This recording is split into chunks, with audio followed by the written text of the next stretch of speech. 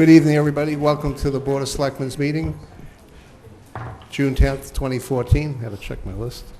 We're going to go a little bit out of order tonight. We have some town employees here. We also have some appointments, which people, the first time around, we kind of, 2 weeks ago, we missed it.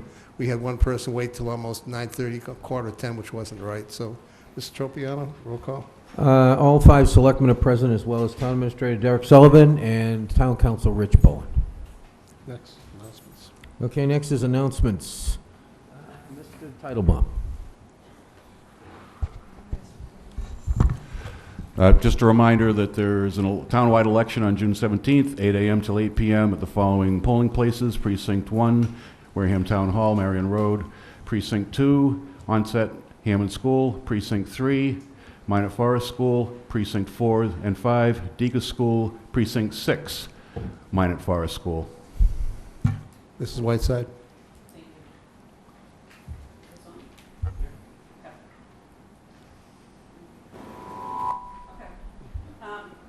I want to now it's on. Jerry and Mary Kiley and Joe Leggett for their work on Saturday on Lopes Playground.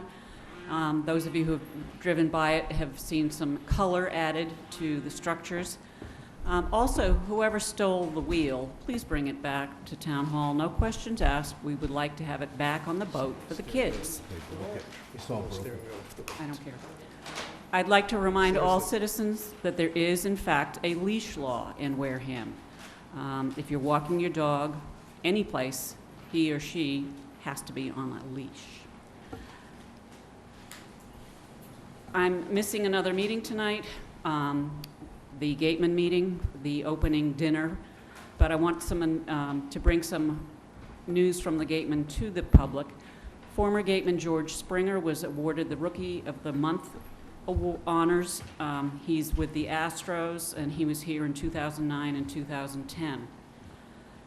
In the first round of drafts, catcher Kyle Schwarber, who was here in 2012 and 2013, was drafted 4th overall by the Chicago Cubs. Sean Newcomb went 15th to the Los Angeles Angels, and that's the highest pair of Gateman drafts since 2004. Also Jonathan Holder, Brock Stewart, Andrew Coutura, Brad Roney, and Cole Sturgeon all went in the first 20 rounds. So it's really pretty impressive baseball. It's free. It's Lane Field. And gentlemen, if you will hold up your presents. It's got holes in it.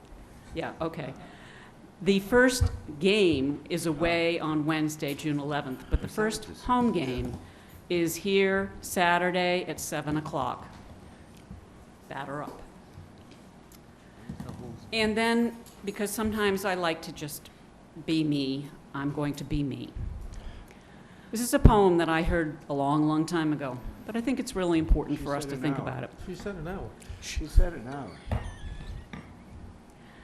Most of what I really need to know about how to live and what to do and how to be, I learned in kindergarten.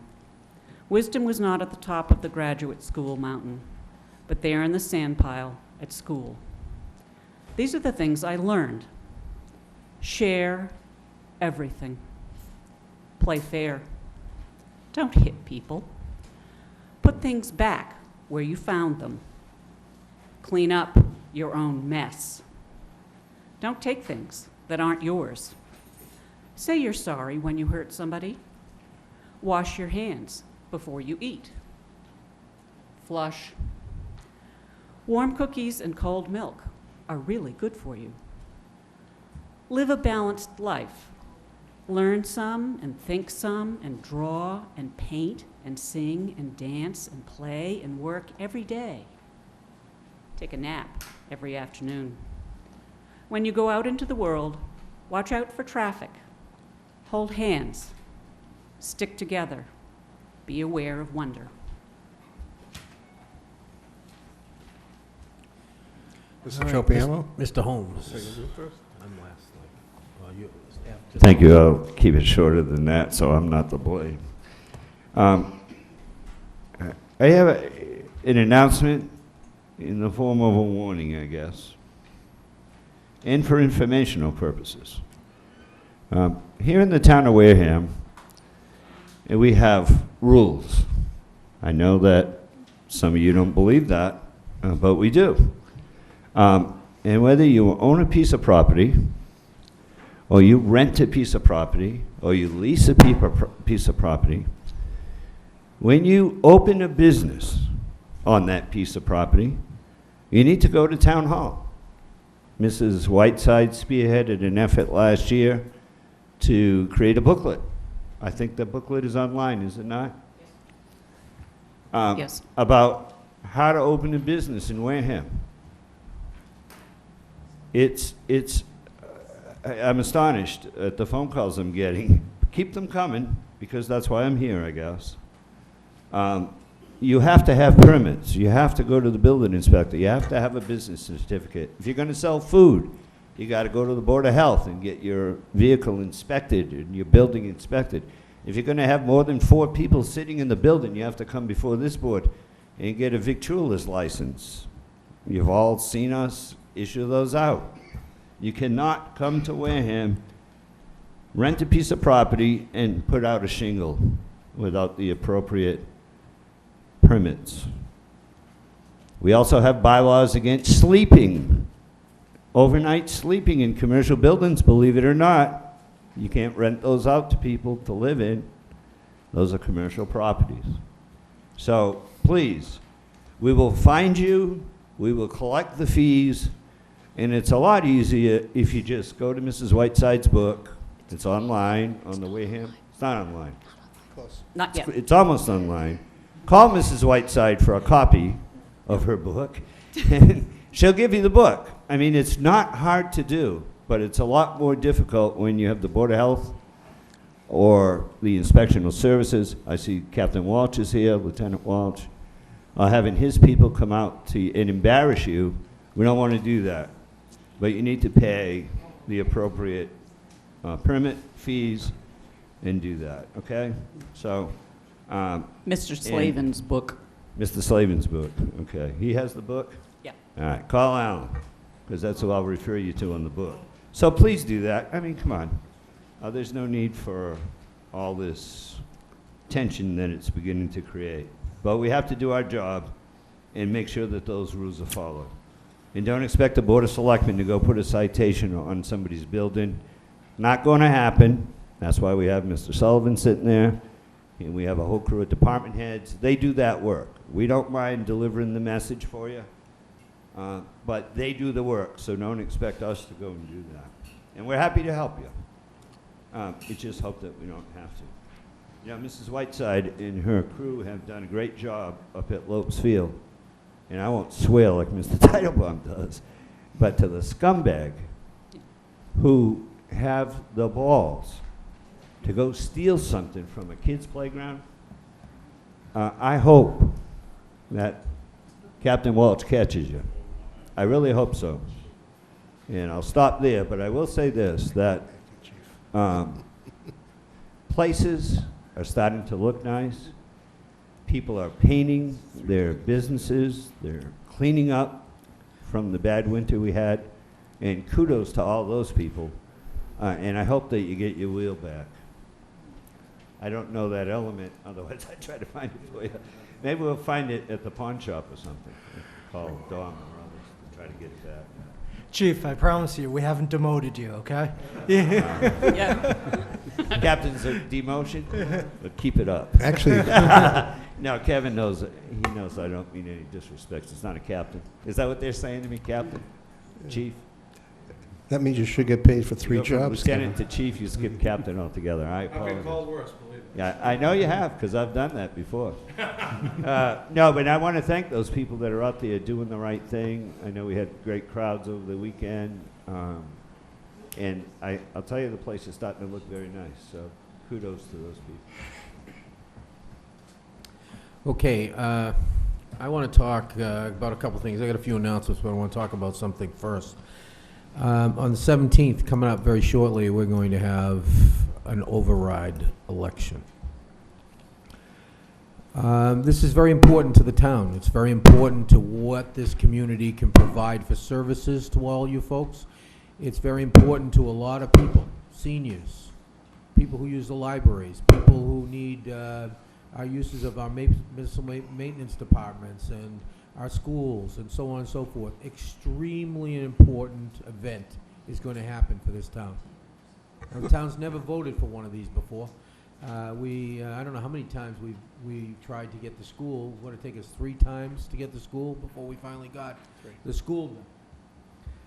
This is monumental for this town, and I wish everybody would go online and look at the 5-year plan, because I know it's up there. Of course, the first year is locked in, but we've all bought into the rest of the plan as well. There's a plan there, up there. Take a look at it. Please pay attention to it. And do me a favor, will you? While you're all thinking about what you really want to do and trying to find the way that you can afford to pay for this and talking to the people and the neighbors and everybody else, ask somebody who knows. Please do not just take somebody who says to you, well, did you hear so-and-so? Did you hear they did so-and-so? It's probably not true. You can call me. I'll be glad to tell you. And if I don't know the answer, I'll find it. I'm sure any one of these selectmen up here will do the same thing. You can call any member of the finance committee, the school department, anybody who has the knowledge. We'll be happy to give you the correct information. Please just don't believe because somebody in a coffee shop says to you, well, this is the way it is, that that's the way it is, because it's probably not true. We'll be happy to give you the correct information. Look, this is serious stuff for this community.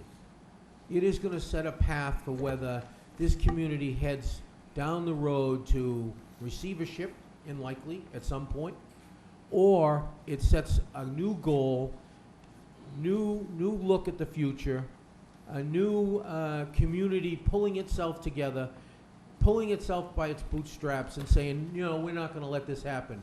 We're going to give our citizens and our community what they need. That's what it's all about. It's very, very important. Please, ask the questions. Ask the questions from people who know.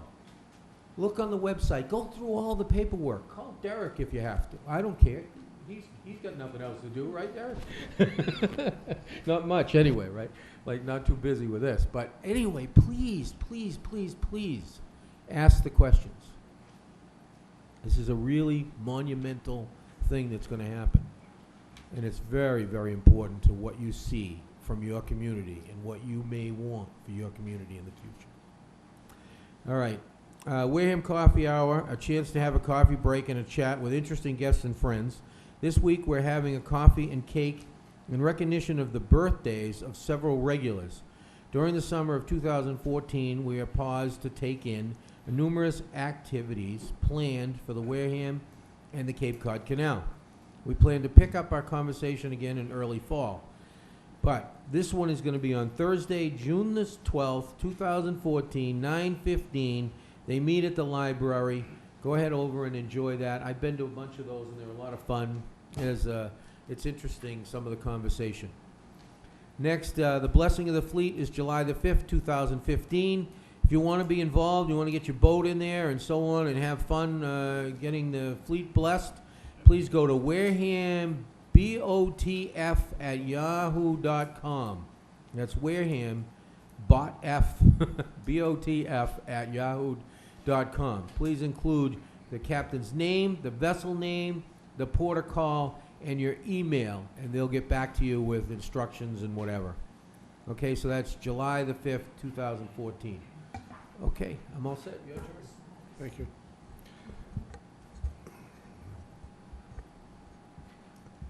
Everybody has probably seen the train platform. We're running a few weeks behind schedule, mainly because one of the divisions of the state decided it had to have a canopy. The canopy that's been ordered is basically a custom-made product, which will take a while to get. If you've seen the blue canopy partially sitting up in the last day, that's going to be a temporary canopy. We're still working for the July 1st date. It's going to be a little tight, though. We had an incident today, a bunch of incidents actually in the news. One that's really disturbing to all of us is another shooting at a school again. One person died, one teacher was seriously wounded. I think this is the 80th plus incident like this in the last 2 years. There's really something wrong in the United States. You know, we're supposed to be a nice free society and everything else, yet this rampage of foolishness doesn't exist anywhere else this way. So my request to everybody out there, if there's any child that seems to be distressed or in trouble or having problems, we need to reach out and stop before something like this happens, because this can happen in any community, and it's a serious issue today. So again, if you see someone that needs help, reach out, you know, before it becomes too late and something really bad happens. I'm going to read off the 2014 events that are coming up starting on this Friday. Give me a few minutes here. Please put up with it. There's quite a bit of stuff.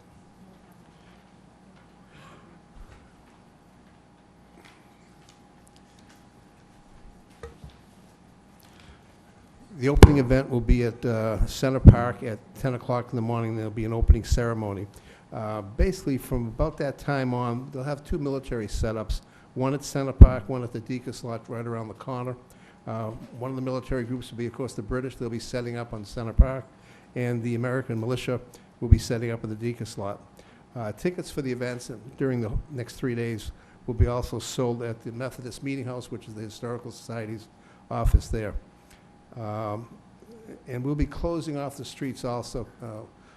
Acting Chief Walsh, I think I got that one right this time. Yes? Thank you.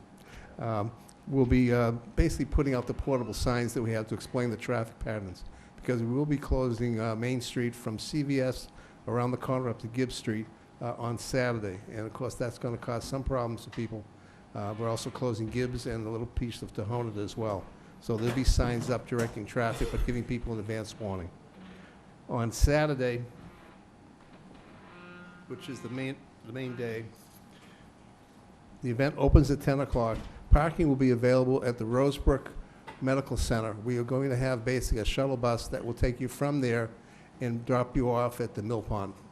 And you'll be able to walk up to the events from there. That will be going on all day, on Saturday only. The newspaper actually put down that the shuttle bus will be running the whole weekend. That's not correct. It's Saturday only. Throughout the day, there'll be museum tours. The museums will be the morning, Jim, afternoon, actually. There'll be museum tours, which will be the Faring Tavern and also the Kendrick Museum, which is not really open to the public most of the time, so this will be an opportunity to see the Kendrick Museum as well.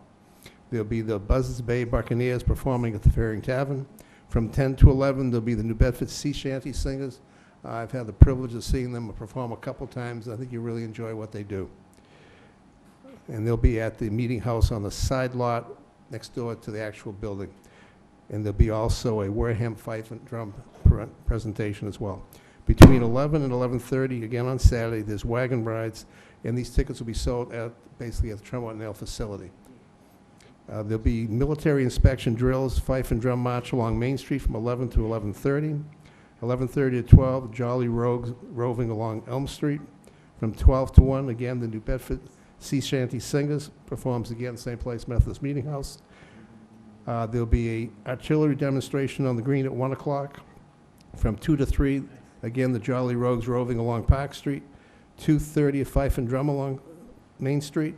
3 to 4, mock battle along Main Street, Elm Street, between the British and the American militia. 4:30 to 5, the encampment and living history exhibits. 4:30, Wareham Fife and Drum on the green. And then the camp closes to the public at 5 o'clock. There's also a contra dance from 7 to 9 o'clock at the Tremont Nail, open to the public. Tickets are available during the day. And then at 8:30, they'll be firing off a cannon, and that's for Saturday.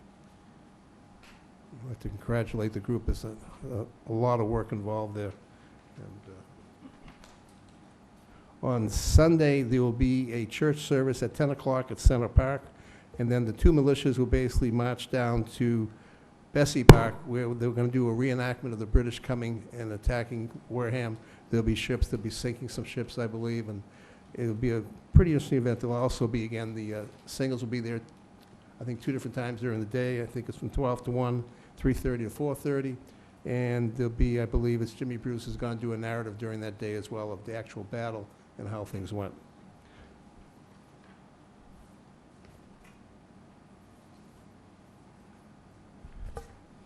That's it. Hope it's enough. We're going to reinvite, I think we're going to reinvent history, probably. All set? I'm all set. Mr. Titlebaum has a question. Just one thing. Last Thursday and again yesterday, a reporter and a photographer from the Cape Cod Times came up, and Chairman Slavin and I took them around town and showed them various spots. They're looking to do an article on tourism. It's kind of interesting that the Cape Cod newspaper is giving us an opportunity to try to poach tourists who keep them from going over to the bridge and perhaps stop in Wareham. But anyway, they visited Water Whiz. They visited various areas for kayaking. We showed them where the Cape Flyer is going to stop, Onset Beach, showed them various waterways, rivers, everything else where you can kayak, the whole 9 yards. So I believe that's going to appear in this Sunday's Cape Cod Times if anybody's interested and wants to pick up that edition. And that's all I had. Okay, there's actually a couple more. Couple more. Okay, we need volunteer help. Volunteers needed. A Founders Ball is planned for Saturday, July 12th, 2014 at the AD Makepeace Box Mill, Tyonet Road, Wareham, Mass. They need people to help set up, serve food, help with parking, cleanup, etc. Please contact Angela Dunham at, well, we got two things, right? 508-295-8578 by June the 12th. Now, what's this? Oh, Robert Blair, the chairman of Oh, Robert Blair is the chairman, right? Yep. And his number is 508-748-6671. Okay, the Wareham Historical Society Methodist Meeting House meeting is June 16th, 2014 at 7 p.m. The Wareham Historical Society will proudly display for one night the George Deacus postcard collection at 7 p.m. That's June the 16th at the Methodist Meeting Hall, 495 Main Street, Wareham.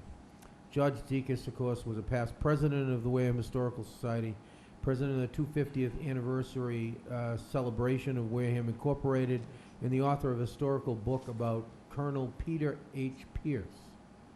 Mr. Deacus collected reflects his passion for preserving Wareham historical treasures. Okay.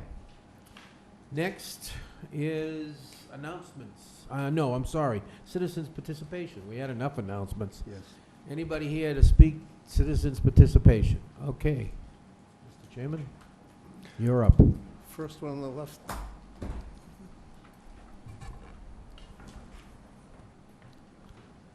There you go.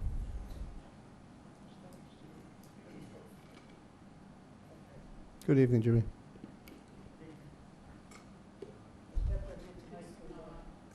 It's not. Grab another one, it's not working. Is it on? Yeah, there we go. You gotta get close. I was too close. Okay, I come up tonight because I'm dissolving the Veterans Council. Because as it sits right now, I'm still the chairman and I can't handle it anymore. And I have one member here with me tonight, and he's down the back, Donald Lombard. He can't get out there and do the stuff we used to do. For this Memorial Day, we were lucky to have two people volunteer to do a couple of ceremonies with the Rifles and Firing Squad. I happened to just come out of the hospital, so I didn't know anything about it. So, but the reason to the committee I have now, I have Mr. Carmichael, who can't get around anymore. Mr. Henry Dawes, who has trouble getting around, he has to be driven every place. And I'm in the wheelchair, and Donald's in and out of the hospital. And my youngest member passed away a couple of months ago. And my oldest member is in his upper 90s. So it's kind of foolish for me to keep trying to get it. I can't do it all, and neither can the people we get on the committee. Now, if you can form a new committee, I'll gladly work with them. But that'd be up to you, but they put another board up there. I thank you for the time. Thank you. Thank you, Jim, for your service for a long time there. All the way in the back? Yeah. To the right? Yeah, I think he's... Good evening. Why don't you come up forward, sir, so we can... Come up, Get you gotta recorded. speak to the microphone so that everybody can hear you at home. I'm a member of the... You gotta... Unfortunately, they won't hear you at home. we face you or face? It's fine, you can face right there, that's fine. Face you. Okay. Whatever you feel comfortable. First of all, it's nice to be back here. I graduated from the same building in 1950. It looks still nice. I try to wonder what this was when I was here at high school. Like I said, I am military retiree. I've been associated with the veterans since I retired in 1974, and I became a member of the VFW in Marion in 77, and that's when I started to do veterans types of functions. What has happened now is he's going to leave. He's done a beautiful job. Mr. Newman has done a beautiful job. The youngest one just passed away. You probably know him, Charlie Vanderstay. Yep. The other oldest one is 88 years old. Yeah, he's in his 90s. His name is Vern Ingram, and he's got more spirit than you and I have. The sad part about it is we probably have about 24 World War II veterans left. You just saw what happened in Normandy and the respect they got. We do this in respect for them. But what has become is we're getting old. We're not getting younger veterans. They're not joining. The VFW in Marion is just about folding up. The American Legion that we belong to, we're down to 2 people come to a meeting. We're just not getting the new veterans in no more. We do this because we love doing it. We've done it for, like I said, I've been doing it since 1977. I'm getting tired. I can't move around no more. The average age for us right now is about 83 years old. And what we want to try to point out to the selectmen here is the fact that it's mandated, I believe, by the state, that come prior to May 30th, that we put flags up in those grave sites that's so on it. And we have, as you know, a few cemeteries. I'm still able to get the Deacon's School people to come to Center Cemetery. St. Pat's, I had the Cub Scouts do it. I did half of it. I do Agawam myself with the children from the middle school. And then we have a Cub Scouts that do it. And we were doing all the overpasses on Route 195, 28, that go down to Buzzards Bay and up through Carver. Going out physically, and no expense to anybody else. We bore the expense of putting up reefs and the Chris flags that we have up there. Our problem is this: we're not going to be able to do it next year, and we don't know where to go to. We can't expect volunteers at all the time. We really need to have something done very soon, because if you don't put the flags up, believe me, you'll hear about it. All right, that's what I just want to say. Thank you. Thank you, sir. Anybody else?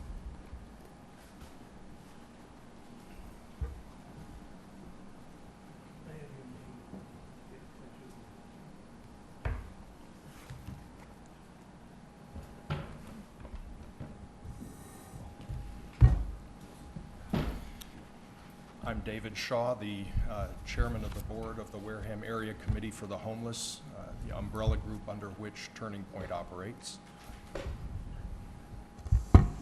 I'm Chet Heitzman, Parkwood Beach. I want to repeat, as I may have said before, that I have the utmost admiration for what you folks do, because I know the hours that you put in, and I'm stressed out over one issue. I just don't know how you guys do it. I have terrific respect for you.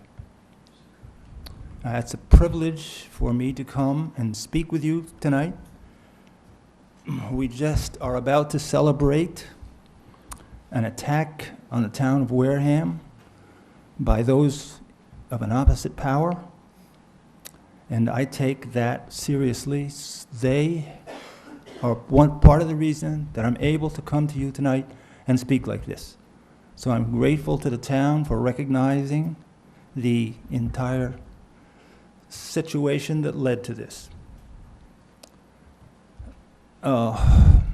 It's very difficult for me to say this, but I misunderstood. I thought that on tonight's agenda there was going to be something about the revision of the motel, and there is not. it would be a privilege for me to address you on that issue. Chet, we've already gone through this before. It has to go through the Board of Health. And at this particular time, whatever you have to say has to go before the Board of Health. We have been through this before, Yes. and if I recall, it was going to be put on the meeting, and it's not. No, it was not. Apparently, I was mistaken. However, I do remember asking this same privilege a week or so ago, and I was denied that privilege, saying it was inappropriate, just as said it's inappropriate now. However, as I sat through that meeting, there was a section there that was designated to discuss this very matter. And if I recall correctly, each one of you felt impelled to provide your insight or your opinion on that very question. Now, it would seem to me the height of unfairness for me to be excluded in addressing this board when each of you feels that same privilege is yours, as it rightly should be. I don't deny that. But I think I'm going to ask you to allow me that same privilege that you took for yourself. Mr. Slavin? What you're asking for is an item that's not on the agenda. It is the purview of the Board of Health. Public hearing, which is what this would be at the Board of Health. It's not, we don't want to listen to you. This is not the forum for it. Now, Mr. Slavin, I do appreciate what you're saying, and I think I understand.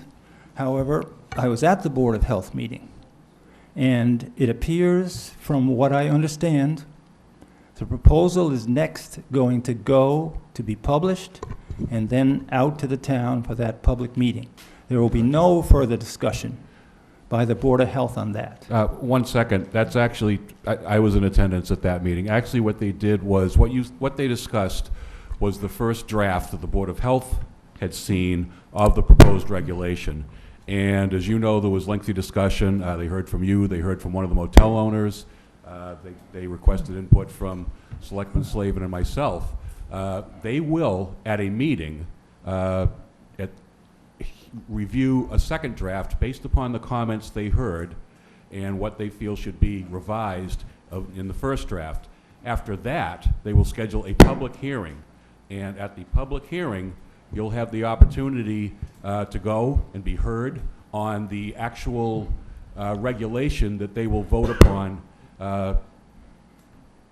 and put in place, or not put in place, as the case may be. Yeah. So your opportunity to speak to this issue is wide open at this point. Okay?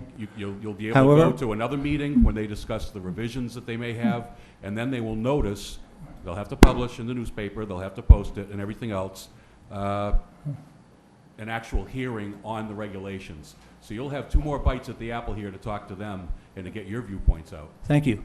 What happens after that? That's the hearing, the public hearing.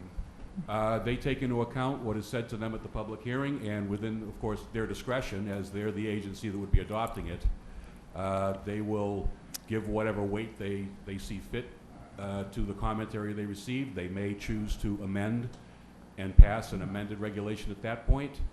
They may choose to simply vote what they already have. It depends on what they want to do. But they do have to allow people to show up and be heard. And theirs is the final authority as far as the regulations. That's correct. The Board of Selectmen, all we can do is say, yeah, that's a great idea, we like it. We have no more input into this process than you gentlemen do. Excuse me for commenting on that, but you were present at that Board of Health meeting. Yes. And you did feel impelled to speak at that particular time. So obviously you did feel you had input, or you would not have spoken then. Now, the next thing is, this meeting is being televised.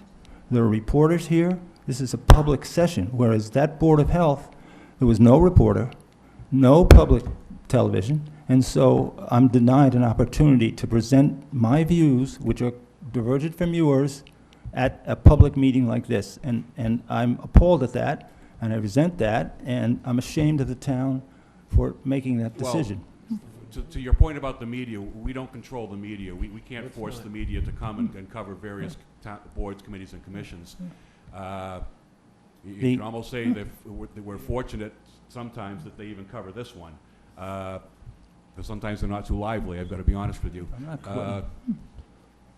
it's up to the media as to what they wish to cover. Yes, I understand that. However, the meeting is being held at 4 in the afternoon, which to many people is inconvenient, and it does not receive the publicity that you can see the number of people who are here, you can see that the TV cameras are on, and I don't really understand why you would object to a discussion of this issue at this time. Mr. Chairman. Yes. Chet, what we have for citizen participation, we allow 5 minutes for a person to basically make a statement. The Board of Selectmen do not normally respond to anything that's presented because we don't have information, it's not on the agenda. If you would like to take 5 minutes, I'll give you 5 minutes out of courtesy, That would be wonderful. okay? I appreciate that very much. You can't believe how much I'm grateful for that. The situation, as I understand it, is that now the Board of Health is proposing a new regulation which says that occupants of motels can only remain there for 3 weeks, and after that time, they must leave. There is a special dispensation, special provision for special circumstances where the individual may stay for a total of 90 days. That, to me, seems to speak to the heart of who we are as a community and who we are as a people. We dedicate ourselves to the freedom of these people, and yet there's an attack on that freedom by this very regulation. They are no longer free to choose where they live, nor is the motel owner free to give them space. You have now restricted, taken away that very basic freedom of dwelling. Now, there are two separate kind of groups that are being attacked by this regulation. The first group are those in 3 out of the 4 motels. And there they pay on a weekly basis, and they choose to be there, and the person in charge of the motel allows them to remain for an indefinite period. Now, that's a life choice. My wife and I spent 2 years in St. Croix. We lived in exactly that same condition. We lived in a motel with only a small fridge and hot plates. We did the dishes in the sink. We chose to do that, and no one was there to evict us from that. No one was there to stereotype us, tell her we're not welcome, or throw us out. The second group is a very much smaller group who live in only the Atlantic Motel at the state's discretion. They are there because they're in desperate straits, in need of immediate housing. It's always families with children, and to protect and safeguard the children, the state has placed them there on an emergency, temporary basis. Now, the state does pay for their motel bill, and it is true the town does bear a burden at times if the children are of school age. So we're restricting ourselves now to the town's burden of school-age individuals, and those do take advantage of our educational system if they intend to be here, or they may be, unfortunately, bused to a location to ease the transition from where they're leaving to here. And that is partly the town's expense, reimbursed partly by the state, and theoretically, it's shared by the sending town and the receiving town. As far as the tuition bill I remember hearing someone say something like $170,000, and that may be accurate. It may cost that much. But if you remove those people, what are you saving? You still have to pay the entire bill to run the school. You're not saving $170,000. You're saving pennies. So for me, this is an egregious attack on the freedom that these people have, and I'm ashamed that this board has spoken out in favor of it, and I'm ashamed that the Board of Health is considering this in such a measure. And I want to thank you again for allowing me to speak to you and give my opinion for whatever it may be worth. Thank you. Mrs. Miller?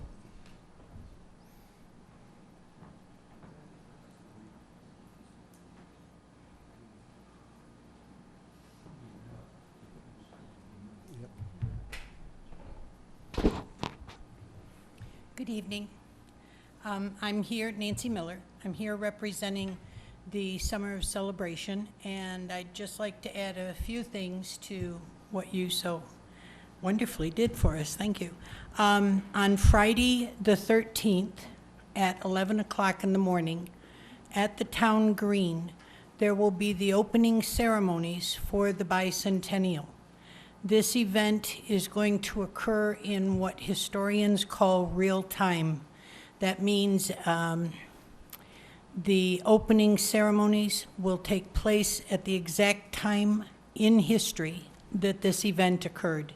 So we will be honoring those whose lives were changed forever by that day. There will be flag raising, there will be an abbreviated church service because, quite frankly, it was the pastors that made a huge difference in the attitude in New England towards the war.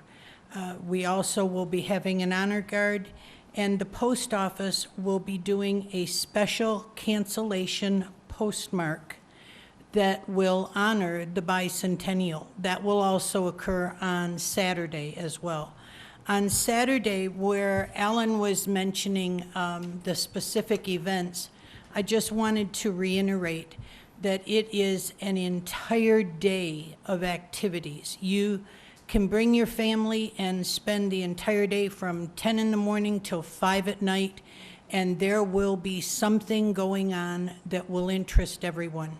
It is going to be an incredible weekend, and we look forward to having everyone enjoy the time with us. Thank you.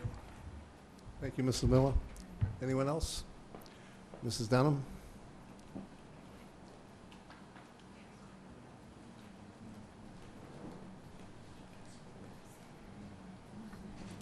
Hi, Angela Dunham, President of the Wareham Historical Society. After information went out to print, I chose to expand the times for the Fearing and the Kendrick. I apologize. The Kendrick and the Fearing both museums will be open from noon to 4 p.m. on Saturday and Sunday. The second thing I have to announce is Wareham Historical Society's 38th Annual Antique and Craft Fair, which will take place Friday, July 4th. Rain or shine, 8 a.m. to 2 p.m. Antiques will be at the Village Green, Main Street, Wareham, or Center Park, and the Crafts Fair will be in the Congregational Church Hall. $3 admission includes a tour that day of Fearing Tavern and the Kendrick. Thank you. Mrs. Dunham, one question. Sorry, you can turn around quickly. The Kendrick Museum, which is very rarely ever open, the trolley's going down there. Is that still only going to be, on Saturday from 1 to 4, or is it going to be 12 to 4 now? What are we going to do there? Both museums will be open noon Both? to 4, Both days? both days. Thank you. Kendrick and Fearing. Thank you. Anyone else? Okay, we're going to go and change a few things around to get some of our employees out of here, and also some of the appointees, and also we have a special awards tonight. Patrick? Citizens Awards first. We have, And, we have two that aren't here. okay, so, well, we should, how about if I read the ones that aren't here first? Yes. Ted's not here, right? And Jimmy Bruce. Yep. All right, so I'm going to, we have two that aren't with us, but I'm going to read them anyway, and then we'll have the other two come down and we'll present them to them.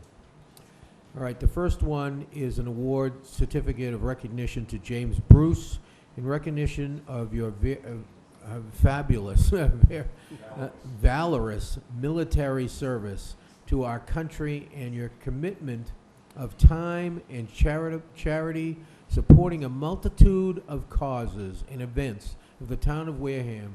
We present to you this Citizens Award, signed this 10th day of June 2014, and it's signed by all 5 of us. And Jimmy really deserves that. I know he's really helped out a lot. And, I have to say a little bit because, he helps out all the time. And business hasn't been exactly great for him, but he's always there no matter what. It's just amazing. The guy, I don't know, he's like the Energizer Bunny. And it's nice to have him. Anybody else want to say anything, that's fine. Well, Jimmy's done all kinds of projects. He does things very quietly. Very few people know he's actually contributing and doing things. He runs a kayak program for people that you never have any idea what he's done. And he's just what we like to see in a citizen. Just goes ahead and does it and never asks for anything back. Thank you. This is another guy I haven't seen in a while. And he's always been a terrific help and amazing man.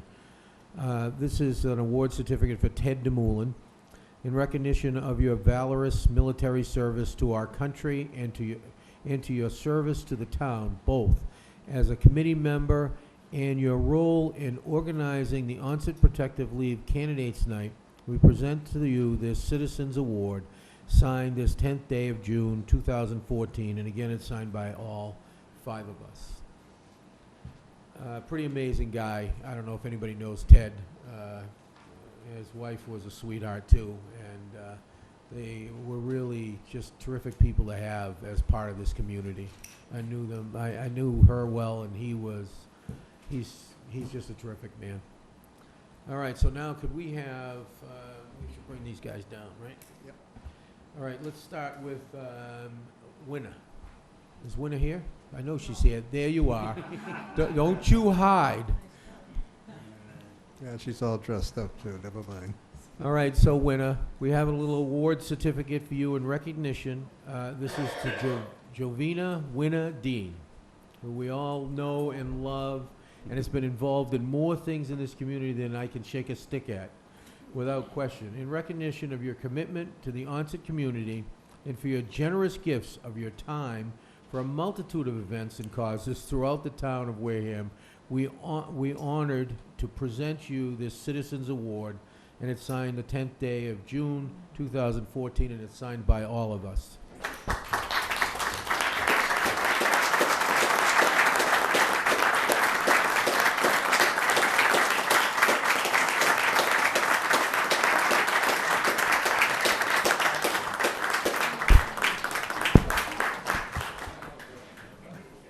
Do we have the members of, from Onset, from the 2 different water commissioners? Fire district is here, everybody from Onset is here. For Winter, why don't we come up as well? I see you hiding, Marcy. Come on up here, honey. You brought a posse. Bring the posse.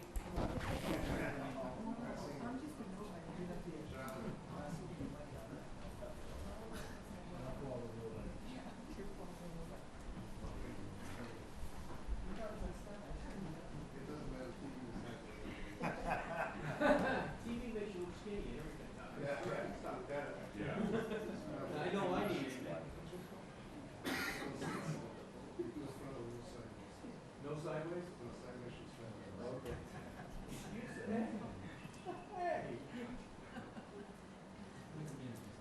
After 21 years with these guys, I don't know, I'll still go.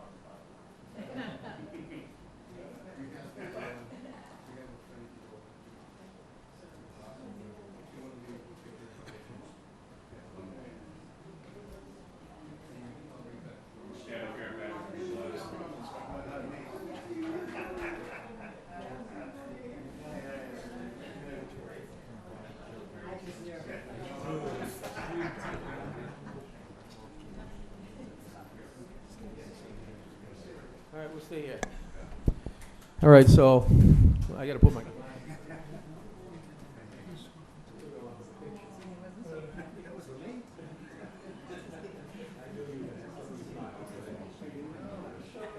You shut me off. You did. You shut me off. Okay, so this next gentleman, I met one day when I was going to run for office like a gazillion years ago, and he came up and he gave me some advice. And I'm not sure I listened to him because I should have. He's a terrific gentleman, and I love him dearly. And Rudy Santos, come on up here.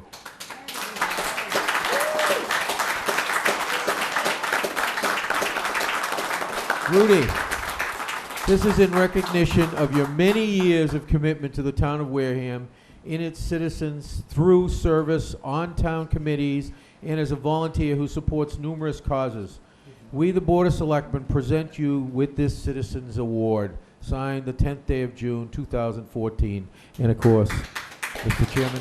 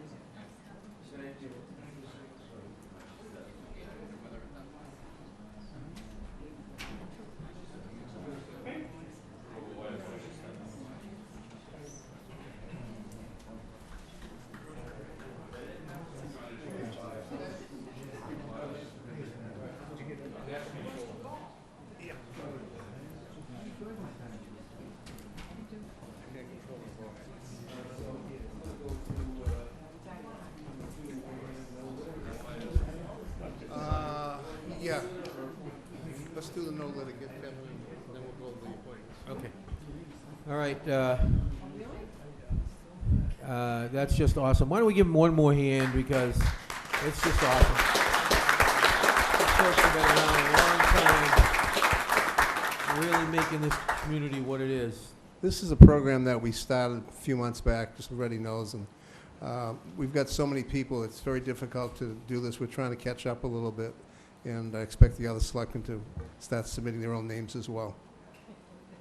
Okay, So this will be, probably every 2 months we'll be doing this for a while.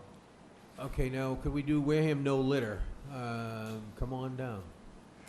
Mr. This is Menard Mr. Menard, I believe. and Acting Chief Walsh. Oh, an acting chief is here.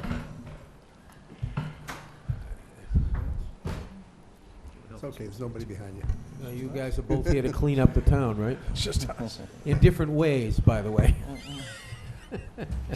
I asked this particular item to be put on the agenda. Over the last 4 years, basically, there's a core of people in Wareham, from Onset all the way to West Wareham, that just goes around and cleans the town. And we clean the town, and we clean the town, and it just doesn't end. I'm at a point where enough's enough, and I just felt at this point here, I was going to use my position a little bit to say that I'd like to have Wareham convert and be known as a no-litter town, to have signs put up when we can afford to do that, basically making that statement and enforcing whatever rules and laws that we have in place to try and get this stopped. Because all we're doing is enabling everybody, it's our citizens as much or more than even the tourists, that we're just enabling them by picking up their trash, when in turn, the end result is that they're not going to stop, because they don't have to, because we take care of it. So I'd like to make those changes. Any comments from the board?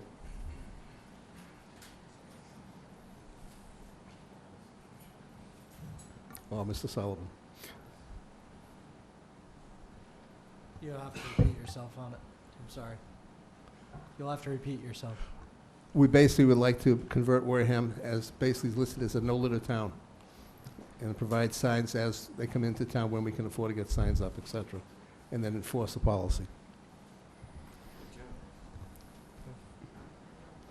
Yeah, I think there's, you know, I understand the premise on it, and before it's, I think we've been a no litter town for many years, but people haven't been listening to it. I worked with Chief Walsh on something this week, and it was a Wareham resident, a long-term Wareham resident that was littering. It's not just the people coming into our town that are doing it. We need to start at home, and you know, I hate to sound sad on it, but there's so many wonderful people going out there that take walks, that clean up, that do everything like that, and you know, they must be discouraged, but I appreciate their efforts that they keep on going. But we can put up signs. The signs we put up down in Onset were stolen. The signs we put up down in Swift's Beach were stolen. So maybe they're litter now. Maybe they were thrown in. So there's a high level of frustration, because it's coming from our own residents doing this as well. So I'm sorry to be upset about it, but that's. Well, I think part of it is that, you know, if we actually go ahead and enforce when it becomes available, obviously, unless the police department, the policeman actually sees someone doing it, you can't sit there and call it and say, I saw so-and-so do that. It doesn't work. But all I'm saying is that at this point here, I think if we make it known, put it out in the newspapers, that whenever possible, if we see a violation, I believe we go up to $250, Kevin? Yeah, the fine can be up to, as far as the town bylaw states, is the fine can be up to $300. Plus a court appearance as well. Right. And I think if we just make it known and just keep emphasizing that, somewhere down the line, the word will get out, and hopefully we can change this. Because right now, we're not doing anything except having the citizens that really can't stand it cleaning up for everybody else, and it's just not fair anymore. And I just wanted to make it known, and wanted to ask the two of you to do whatever you can as well to see if this gets enforced one way or another. And I think, again, I don't mean to interrupt. The one thing I want to say is that these two are not the face of litter. They do everything possibly they can. And, you know, that's just sort of where my frustration is. I know they do everything already. I think Dave pulled pulled close to half a ton of trash off of Onset, which was, I was told was Sunday morning was looking good, and by Monday morning it was a disaster. It was terrible. It was the worst ever. So, Again, we have our two department heads here, not because they're not doing the job, it's because they're hamstrung trying to do the job, just the opposite. Mrs. Whiteside. Yes, thank you. I think it's incumbent upon everybody to take your own trash home. I went down Monday morning because I had been told that Onset was probably the worst it had been in a long, long time. And I ran into a very old friend of mine who is one of the bag ladies. Rita LeBoulier walks 57 miles a week. Every day, she picks up needles, diapers, condoms, pizza boxes, bags of dog poop, among other things. Fecal coliform diseases our waters, can cause all sorts of problems to everyone.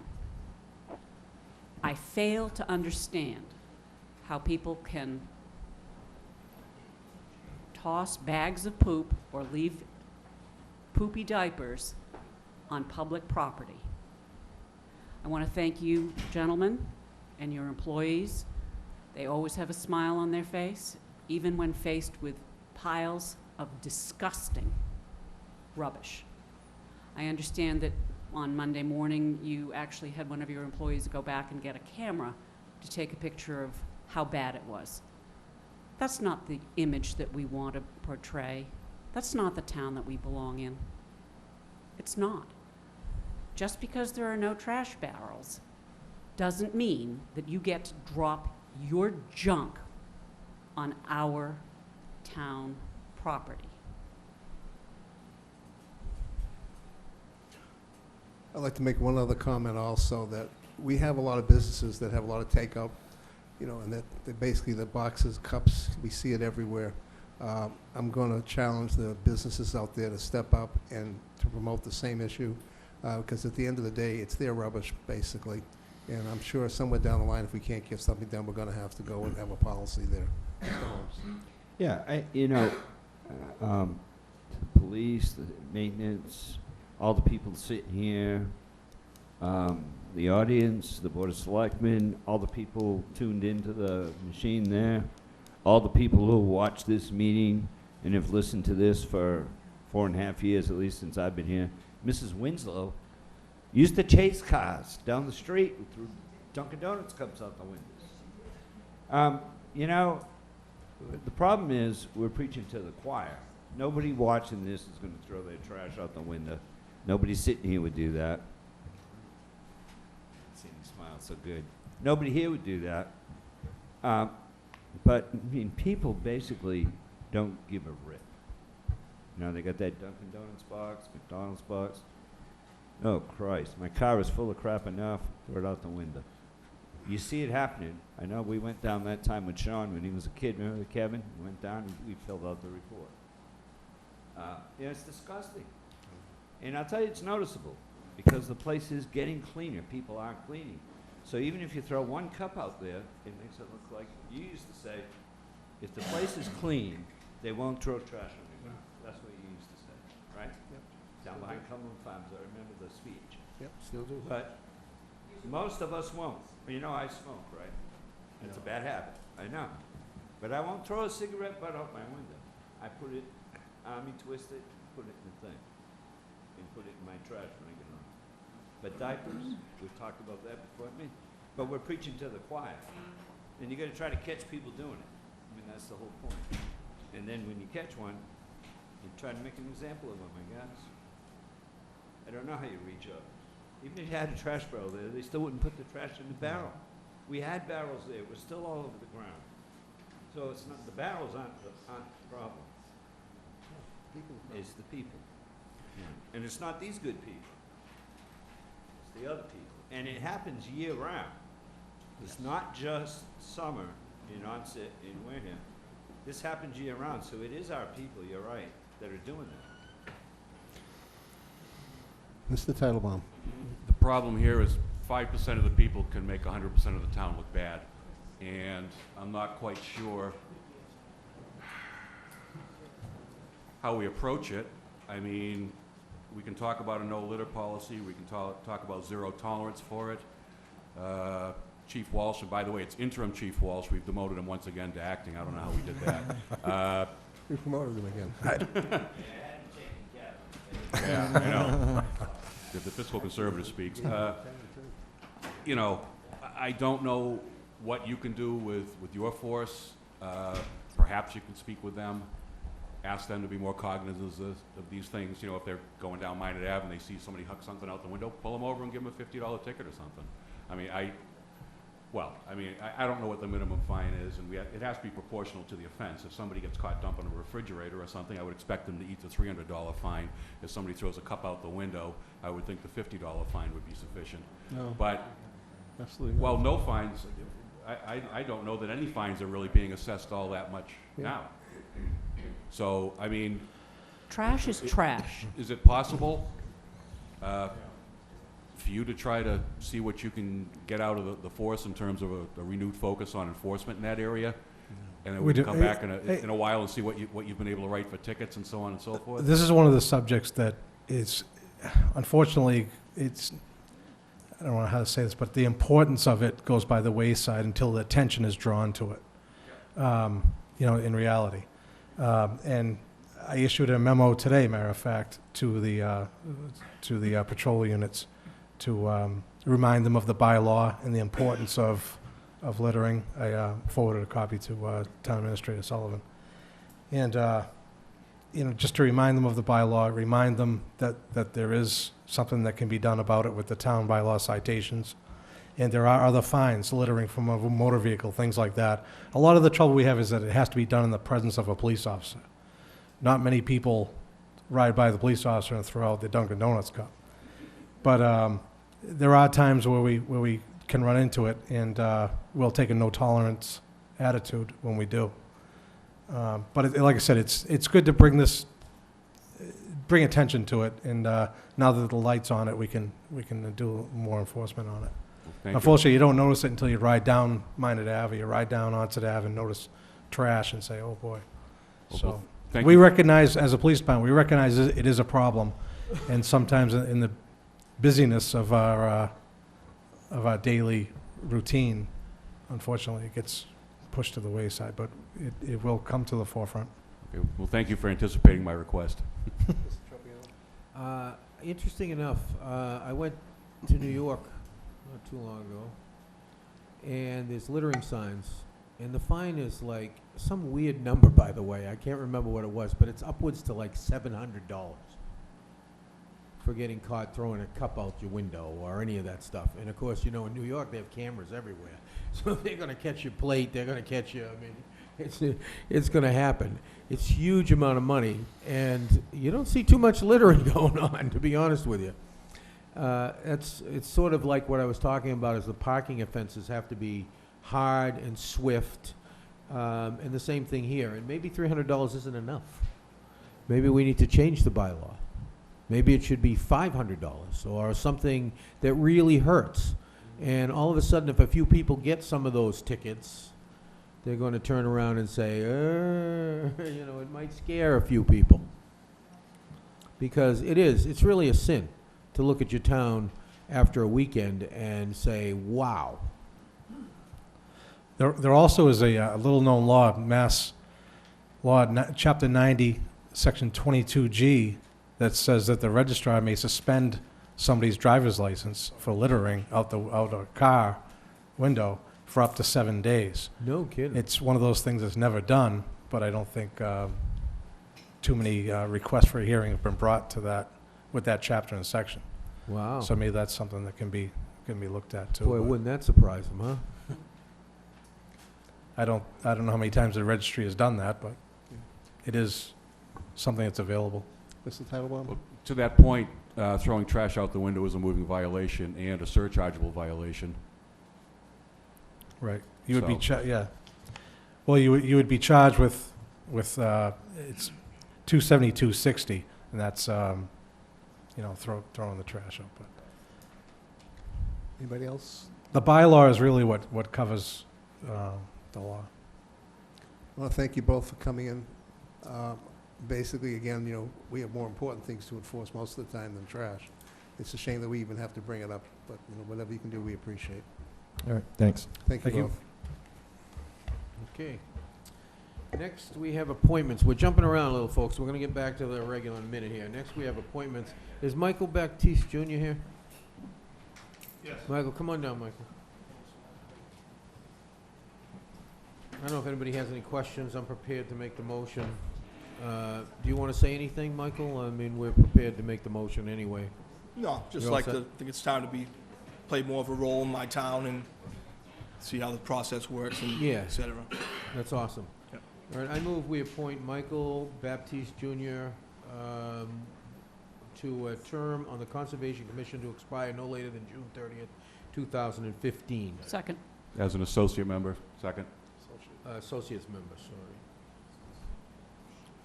Anybody else? All those in favor? Aye. Opposed? Abstained? 500. Thank you. Michael, you have to go to the clerk's office. You get your paperwork there. You'll also have to take an ethics test. She'll Okay. tell you about that. And your appointment as an associate is a yearly appointment.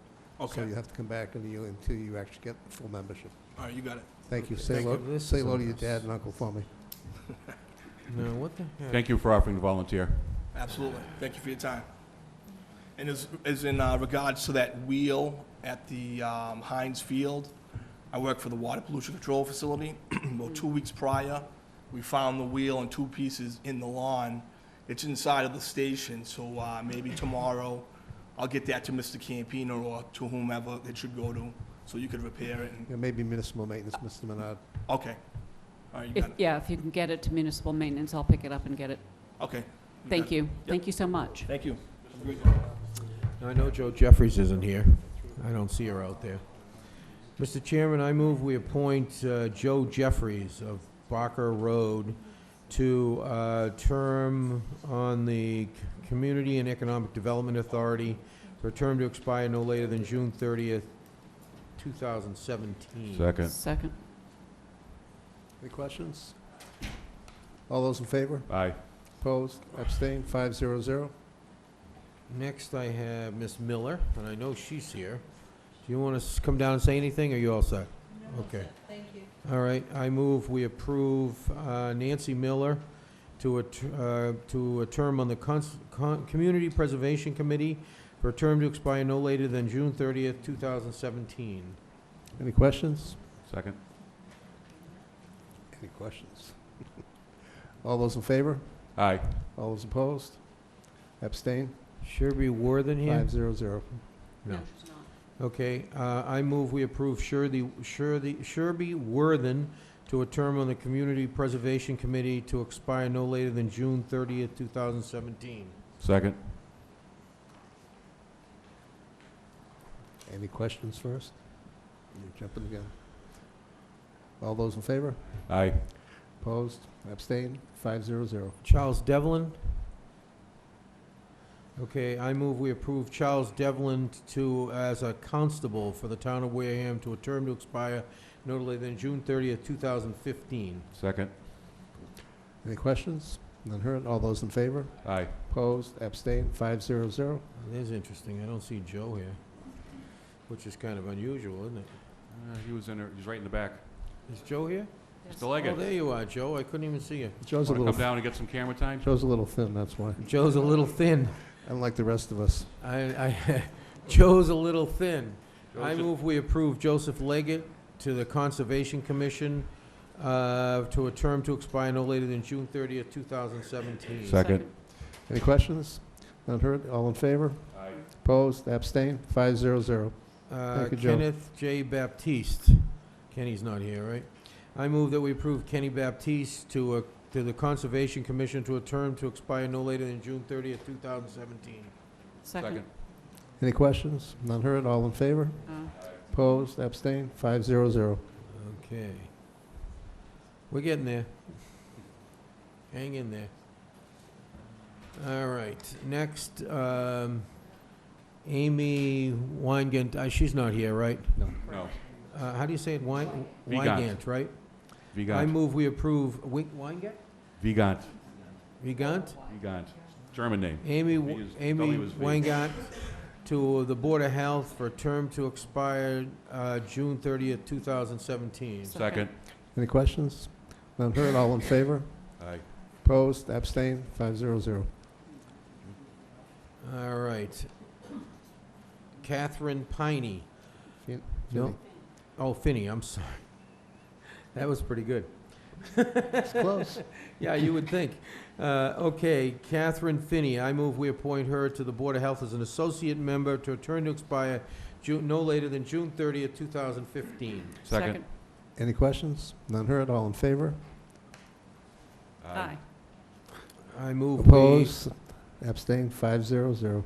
I move we appoint Kenny Ferreira to a term on the Board of Health as an associate member to a term to expire no later than June 30th, 2015. Second. Any question? Go ahead. Why?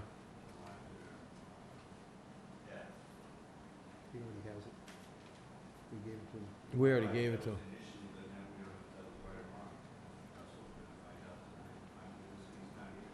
No, we can.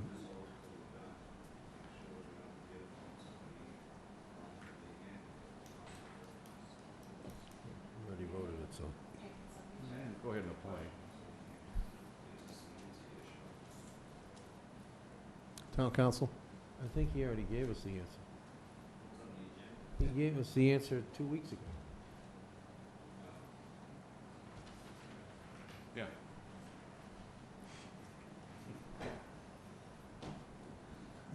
There goes my ball. I guess, Mr. Chairman, I guess this will be a test of my consistency. But when it comes to special municipal employee status, it is the position, not the individual, who is named the special municipal employee. And every position that is similarly situated on a board must also be given the special municipal employee status. For example, let's suppose I'm on the Board of Appeals. I'm also an attorney in town, and I have a very active conservation law practice, and I would like to be able to appear in front of the Conservation Commission and represent private clients in front of that commission. In order for me to do that, I would have to get you to declare not just me, but every member of the board on which I sit as a special municipal employee, which would then allow me to pursue these outside activities. So we are not allowed to name individuals. If someone is on a board and wants to be made a special municipal employee, the entire board must be made special municipal employees. I reviewed this with the Ethics Commission just to be doubly sure that I was giving you the proper advice, and they assured me that the law hadn't changed since the last time I opined on it. Which we knew 2 weeks ago. So what we'll do, Steve, we'll hold off on this for a minute. Well, no, I think he just answered the question. Yeah, but I think what we can do is we go over to number F, just stop right here for a minute, take care of F, and adopt the two that we have as far as making a motion on that, as far as the two different groups. I think it's the Community Preservation Committee and also Board of Health. Those are the two that we have the issue with. Well, Mr. Chairman, I'd go even further than that. We know that we have good people that we're appointing, we have good people that are volunteering. I would say that we grant that status to all boards and commissions. That's exactly what I was going to ask council, is can we just make a motion to grant special municipal employee status to members of all boards, committees, and commissions within the town of Wareham? Yeah, you can. Can we do that on the committees that we don't appoint? Yes, Mr. Chairman. The law confers, regardless of appointing authority, the conflict of interest law gives the power to give that dispensation, if you will, solely to this board. So if you wanted to make every board member or appointee, a special municipal employee, you can do that. If at some later date you want to narrow it down, you can do that. Right. It's one of those things where the discretion is with you. So, Mr. Chairman, if I might continue, Go ahead. I would ask that Mr. Titlebaum take So back moved. his Nope. second, and Patrick withdraw his, Second withdrawn on the appointment. Yeah, me too. and I'd make a motion that all boards and commissions in the town of Wareham be granted special municipal employee status. Second. Any discussion? All those in favor? Aye. Opposed? Abstained? Thank you for your indulgence. No problem. Also, I'd like to go back to special municipal employee exemption on another issue a little bit later, once you get done with the Well, they're all appointments. done, okay. I move that we approve Kenny R. Ferrera to an associate's position on the Board of Health, term to expire no later than June 30th, 2015. Second. Any questions? None heard? All in favor? Aye. Opposed? Abstained? 500. I move we approve Nancy Miller to the Historical District Commission to a term to expire no later than June 30th, 2017. Second. Any questions? All in favor? Aye. Opposed? Abstained? 500. I move we appoint Carolyn McMorrow to the Historical District Commission to a term to expire no later than June 30th, 2017. Second. Any questions? None heard? All in favor? Aye. Opposed? Abstained? 500. I move we appoint John B. Dixon to the Recycling Committee to a term to expire no later than June 30th, 2017. Second. Question? Question it is.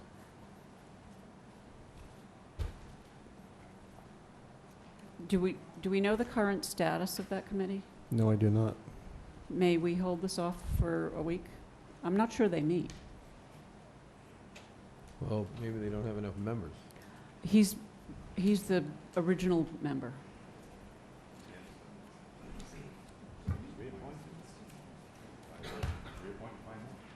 Exactly.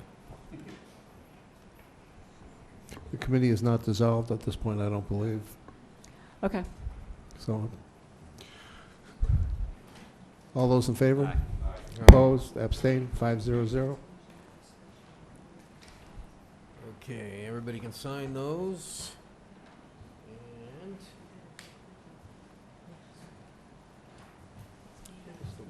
open space. Point of order? Can I ask if Robert Lockwood is on your list? He was on, I think he Couple was of weeks on a ago. couple of weeks ago. But was he appointed because of this special No. He was put on hold. We don't have the form here. We actually had it. It didn't go in the packet, actually. Right. It was supposed to be there. Well, I don't have it right now, so. We could probably do it in just give it 3 years. We have a blanket agenda item for appointments, so we can do it. Yeah, let's go ahead and make a motion for that, then. What's his name? Robert Lockwood. I move we appoint Robert Lockwood to the Historical Commission? Community preservation. Community Preservation. Committee. Sorry. Term Community to expire. Preservation to a term to expire no later than June 30th, 2017. 2017. Second. Yes. All those in favor? Aye. Opposed? Abstained? 500. Okay, pass those over. All right, everybody signed on this side. Okay, let's go back to the Open Space Committee. How come I have nothing for that? Open Space can request to apply for CPA funds. Can you enlighten us on that, Mr. Chairman? We have the Open Space Committee here who will enlighten us, And you know what, I don't have any, I don't have no file for it. maybe. Sandy Slavin, Chair of the Open Space Committee. Joe Leggett? Brian Litchfield, Clerk.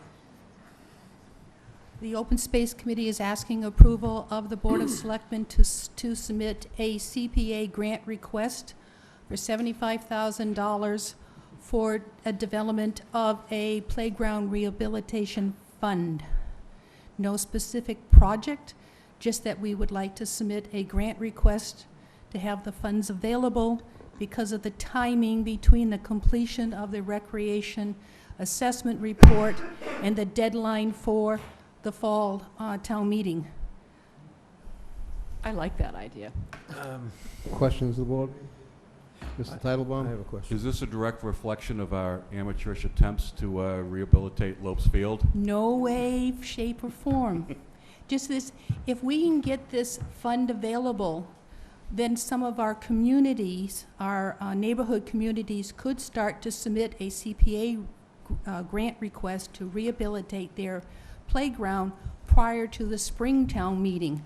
They can't do it in time for fall, but it'll just give us ability to react to a request we might get from a neighborhood. It would have to be approved by CPC, Open Space, Maintenance, Board of Selectmen, FinCom, all approved except for a specific town meeting vote for one location. Right. Once we get this going, we will be able to get into the cycle of the normal submitting it for a playground in spring and fall and spring and fall. But this is just a startup because, we know we have some locations who are really anxious to start getting their playgrounds rehabilitated. And if the funds are not used at the startup, it will just be returned to CPC. It's only for the startup process. It's not an ongoing event. Once we get going, we would expect everybody to meet the deadlines for spring and fall town meeting grants. Just one more question. Are there sufficient funds in your accounts to accommodate this $75,000 startup and also the potential to pay off the Tremont Nail?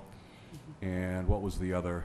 Bryant Farm. Bryant Farm, so that we could take advantage of the short window we have where we can pay those off ahead of time and avoid the interest over the last 10 years of those loans? Yes, there are funds available. Okay, Mr. thank you. Titlebaum, she's here as open space, not CPC. Oh, sorry, Be a little careful there. wrong hat. That was it. I have a question. Okay, so you're asking us to give you permission to seek a certain amount of money from CPC, Yes, correct? yes. But as a specific amount is, you're saying $75,000, whatever it is, Yes. 100,000, whatever. Mhm. Yet, they still have to go in front of CPC to get the money, right? Grant, yes. What we'd have, sorry, So my point is, what I'm trying to get to is, what are we really establishing here? what we're asking for is a fund be available just in case some community entity creates a grant request from CPC. We can immediately respond to them as opposed to waiting for Springtown meeting, which means they can't do anything in April. Then they have to go through a bid process, they have to submit a grant, then they have to go to RFP, then by the time they get done, they won't be able to build anything for the summer of 2015. Well, but they have to do that anyway. But I'm looking for reducing the time frame. How does it reduce the time frame? The assessment report should be done by the end of August. A grant request could come in August, review it and everything else. And if the RFP is started in, say, November, they might get a contract ready to go to start billing in February or March, as opposed to waiting until May, then an RFP, et cetera, et cetera. Okay. We're just trying to cut it down to a window. I know what you're trying to, I get the picture of what you're trying to do. I have to ask town council, because we're asking them to basically put aside a dollar amount without any request. And may I And that seems to me to be problematic to the process. but- May I respond to that, please? As a CP, it is not uncommon for open space as a category of CPA funding to be able to have a available fund to react to things that happen. This town approved $60,000 for the Affordable Housing Trust to react to things that come up. You can also do it for open space. It is a legitimate use of CPA funds. I'm not asking you, I'm asking town And I'm council, because he's the lawyer, okay? He did that If you don't mind. He did that for us 3 years ago when we put a grant. If you don't mind, I'm asking article town in. council, please. Okay. Go ahead, town council. Could you please answer that for me? Through you, Mr. Chairman. 4 years ago, this would have been illegal. Yeah, that's why Okay. I'm asking. It's not anymore. However, the law has changed. You know, originally there was the Sideman versus Newton decision that really handcuffed what you could do with CPA funds. See, I It- knew this. Yeah, and that's what's I knew this, sticking that's in why your I'm mind. asking the question. But the law has changed. And that's good. Now, what I will say is, I have not seen for this specific approach what you're suggesting, which is to create basically a fund allocated for playground renovation, but not allocated for specific projects. In concept, I don't have a problem with that. I would look into it more before I said, yes, go ye forth and improve. But unlike so many things where I can hear it and say, no, you can't do that, that's not happening here. My guess is you probably can do it, but I want to come back and give you more than a guess. Thank you. I'd like to just clarify, to make sure everybody's on the same page. I think we're mixing different groups together here. What you're looking for is for open space to have money put into a fund under open spaces control, not under CPC control. Not under CPC. Because I think there was some confusion there. So basically, you're looking for just a set dollar amount, and people who have playgrounds, that original money is okay with CPC to be used for open space for recreation.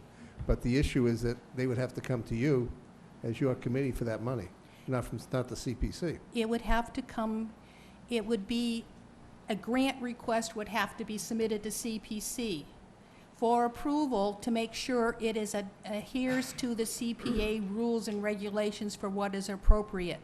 Then open space maintenance would look at it to see if the particular enhancement that they want to do to the playground is something that was included in the study.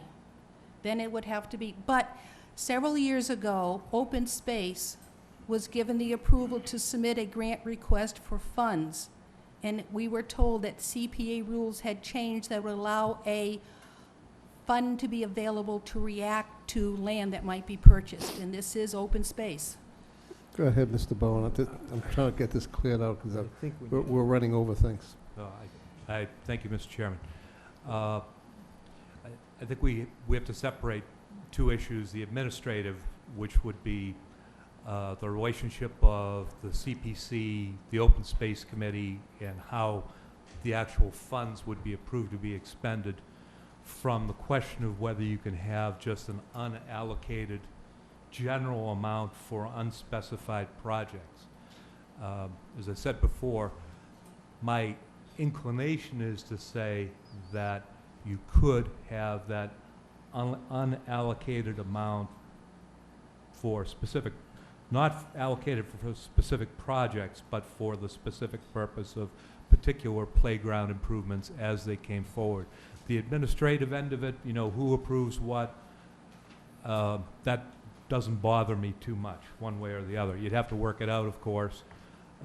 There's obviously, I don't think there's anything wrong with having the CPC having its thumb, if you'll forgive that way of putting it, on the Open Space Committee, and not calling you a thumb, of course. But Better than a heel. I don't think that's where Yes. the legal issues will fall.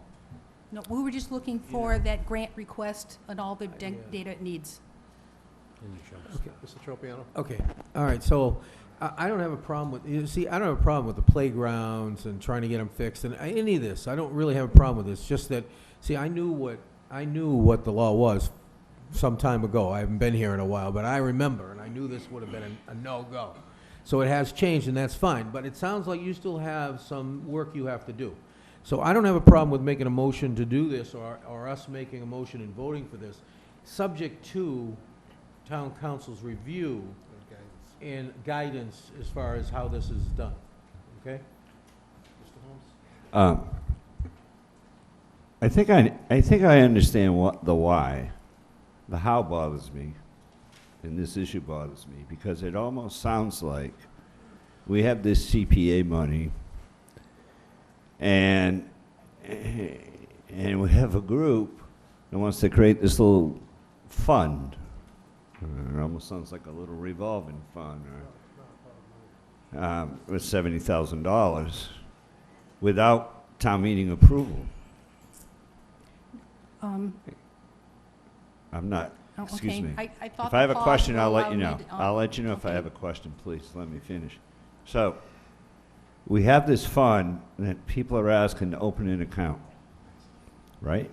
Without town meeting approval. Today, we would put that in an article and we'd say, we, vote to authorize $70,000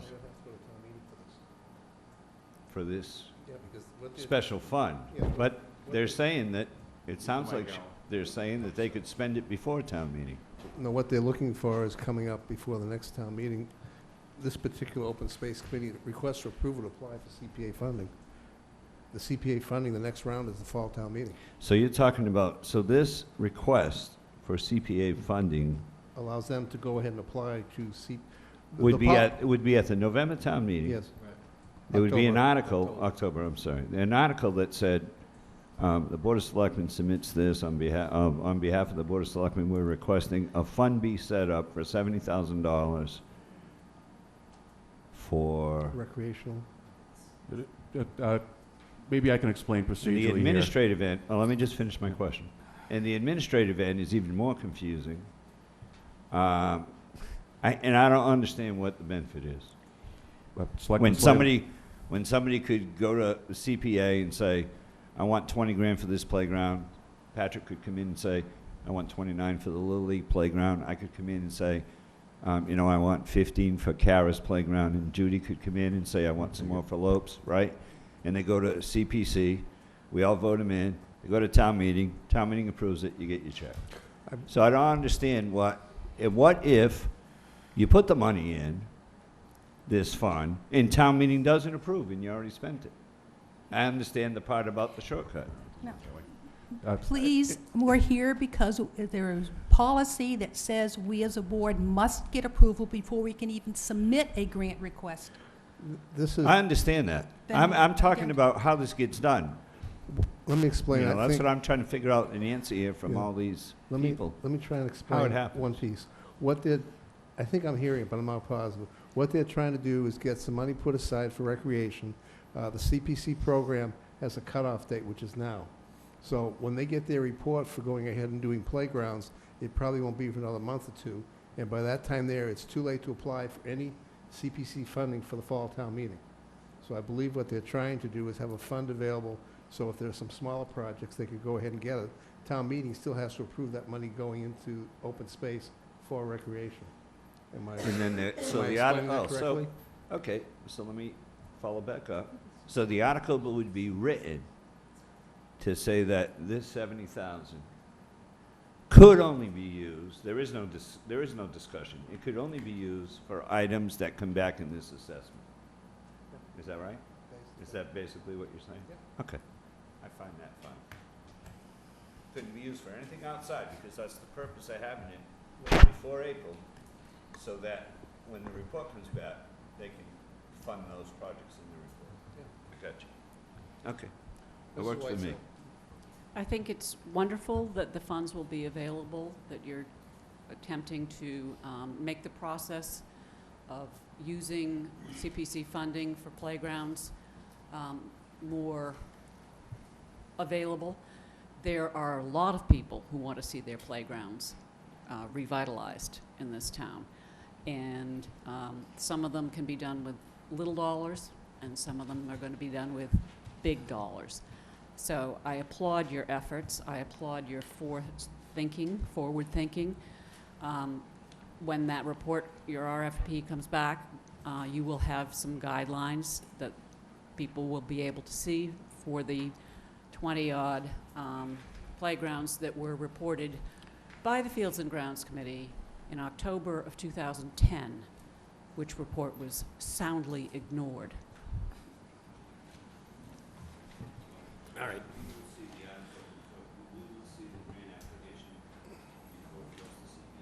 Yes. Mr. Chairman, I move that we approve Open Space Committee to request CPA funding of $75,000 contingent upon the review and assistance of town council. Second. Any questions? All those in favor? Aye. Opposed? I'm going to have one abstain. It'll be 4-0-1. Were you abstaining? I'm abstaining, Alan, Why, you finish off playgrounds? Because of his wife. because it's a So, money being a article, chairman, and but- I have a related family member that's on that committee. You do? I'm just trying to help, That- but I'm not going to vote. That's only a problem if she tries to hire you to do the work, which, based upon what I saw of your painting on Saturday, I don't think she would do. Do not hire colorblind men to paint anything. Give him a break. He couldn't tell one color from another when he was putting the paint on. I make a good contractor, I don't make a good worker. Thank Mr. you. Chairman, can I ask one question? Sure. I know the community preservation funds, and I know that everybody's here from different hats, or can be used to upgrade, but they can't be used for maintaining. Cannot be used for maintenance, only rehabilitation. What are we going to do? Try to get each individual area, they have usually a lot of these beach areas, they have community organizations, that's Right. we're hoping that this is just gonna steamroll into where Excellent. people actually take in more responsibility for their own playgrounds. Right, we and saw Swiss Beach step up for that, so I was wondering if that was some of the plans. That's what the whole goal is, too. Great. And You know, when we'll it's see a if that- neighborhood and you can get the neighborhood involved in it, it's May I, great. Thank you so much for that. may I speak to that? When the Lopes Playground was originally built in 1987, there was in fact a maintenance fund. One of your predecessors decided that that money could be used elsewhere, but that money was in fact in an account. It was part of the fundraising efforts for the original build of Lopes Playground, and I think that's exactly why it was there, and I think that it's a concept that ought to be followed through, even though it's something like 30 years old. That's a town accountant who currently stops us from spending anything that isn't what related to what it is. We'll take care of things such as that. Yep. And I just wanted to follow up, we do have on the agenda of the FinCom on the 18th, that was the earliest I can be placed on their agenda for their approval to submit the grant. But since the deadline was today, I'm going to submit it and have to pull it if they don't approve it. Thank you. Thank you. Thank you. Thank you. All right, next is license and permits. I'm going to go back up there. Application for 2 one-day alcoholic beverages licenses, Cremisa Tribe, number 156, order the Redmond. Is anybody here from them? No. Okay, are you here? Yeah. Oh, come on down. Just gotta satisfy my wife, understand where I'm at.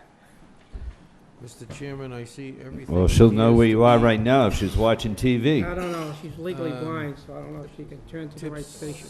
Well, I hope she can recognize your voice. Right will. here. Good evening, Tips is everyone. here.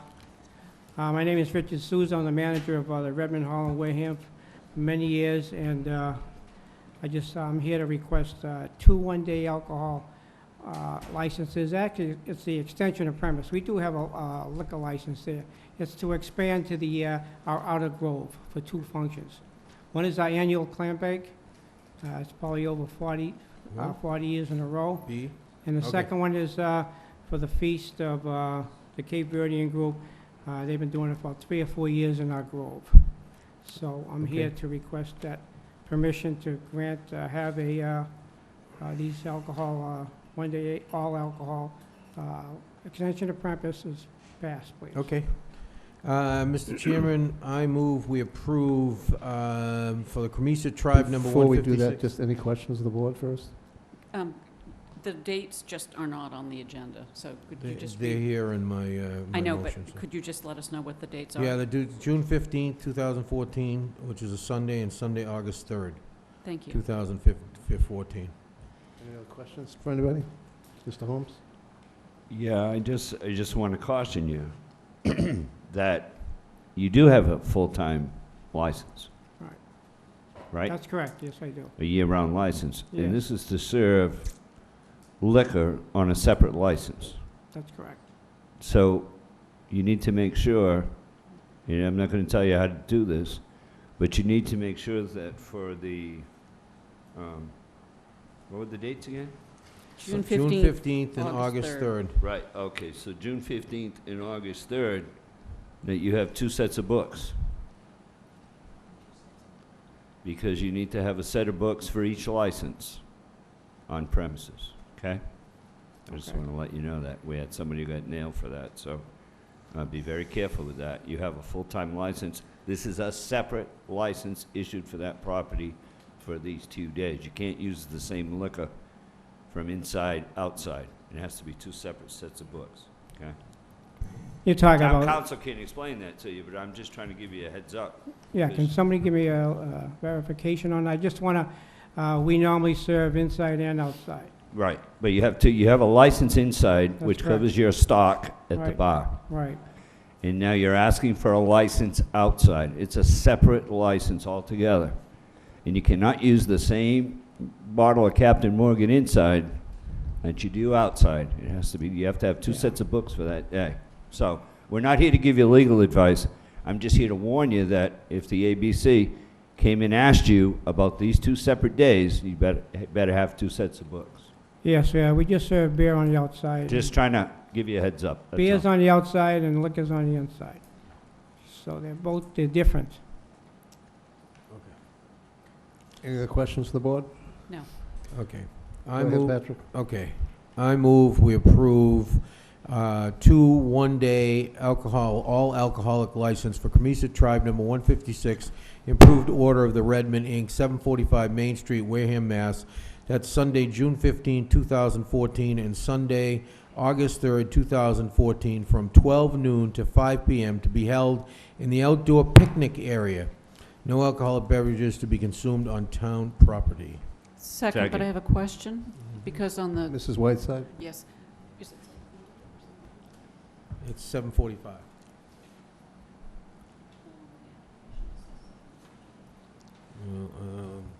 My Yeah. question is on the application, which I do have a copy of. It's saying that the business is located at 758 Main Street. That's correct. There's a misprint on the 745. You know why they took it off the insurance certificate? So that has to be changed. Yeah, this has to be, we have to change this. I'm sorry, we're No just problem. trying to get it right. Okay. So read it Which one's again. wrong? The 745 is wrong. The correct So address is I'm going to 758. change the address from 745 to 748. 758. 58. 758, I'm sorry. Second. Any questions? None heard, all in favor? Aye. Opposed, abstained, 500. Thank you very much. Good evening. Yes, I did. So that's this one. All right, next we're going to go to the request for the audit committee to change membership makeup. Thank you for waiting, Mr. Heaney. I guess I owe you. You're welcome, Mr. Chairman. It's almost dinner time. It's okay, just drive the Corvette faster. This will be very short. It was not on the agenda last week when the auditor was here and after the audit committee meeting. But the request is essentially, and I hope it's in your packet. If not, I can give you red line copies. It is in the packet. It's just a simple change. As you know, the audit committee is kind of a work in progress. And this year, what we'd like you to do is to maintain the total number of 5 committee members, but to remove the town administrator as an acting committee member, and in place of that, appoint 2 town residents. At the moment, there is only 1 town resident that's appointed by this board for a 3-year term, and would ask you to appoint 2 town residents. Second, I am one of them, and my term is up next year, and we would hope that we could get the interest of a town resident to apply for this position. I'd also ask you to make it effective on July 1st, 2014. Mr. Holmes? Yeah, so, Mr. Chairman, through you, the board would still remain 5 members, Yes, right? And you're just absolutely. swapping out a town administrator or the CFO for a resident, right? As a That's- member of the committee, we're still going to have the town administrator and CFO attend the meetings Right. as in staff capacities. Got it. But yes, we're just swapping it out. Okay. I just want to make sure, because the way you said, take him out and have 2 citizens, I was thinking, okay, that adds up to 6, but No, we're still at no, we're 5. staying at 5. Okay. Thank you, Mr. Chairman. Mrs. Whiteside? Can you explain your thought process, please? The thought process is that over time, we'd like to end up with a total of 3 town residents, one whose term expires each year. And this is another step towards that process. And next year, or possibly the year after, however the committee feels, we may come back for another town resident. It's important to have members of each of the various boards, the Board of Selectmen, the School Committee, and the Finance Committee, but it's also important to have town residents. And as this committee is a new committee and just getting going, we decided a while ago to step into the town residents portion of it gradually. Thank you. You're welcome. They're also basically going ahead and following the DOR recommendations. Any other questions? None heard? All in favor? Aye. We didn't make a motion. Nobody made a motion yet? I No. apologize. I'd make a mo- Okay, I move that we change the audit committee makeup, adding 1 extra town resident to make it a total of 2, removing the town administrator, and the ex-officer member cannot be elected. Okay, removing the town administrator as a voting member. Second. Any questions? All in favor? Aye. Opposed? Abstained? 500. Very nice. Thank you very much. Thank you, Cedar Bill. Night. update next. What's left of it? Thanks, Cedar- Bill. Cedar update, come on down.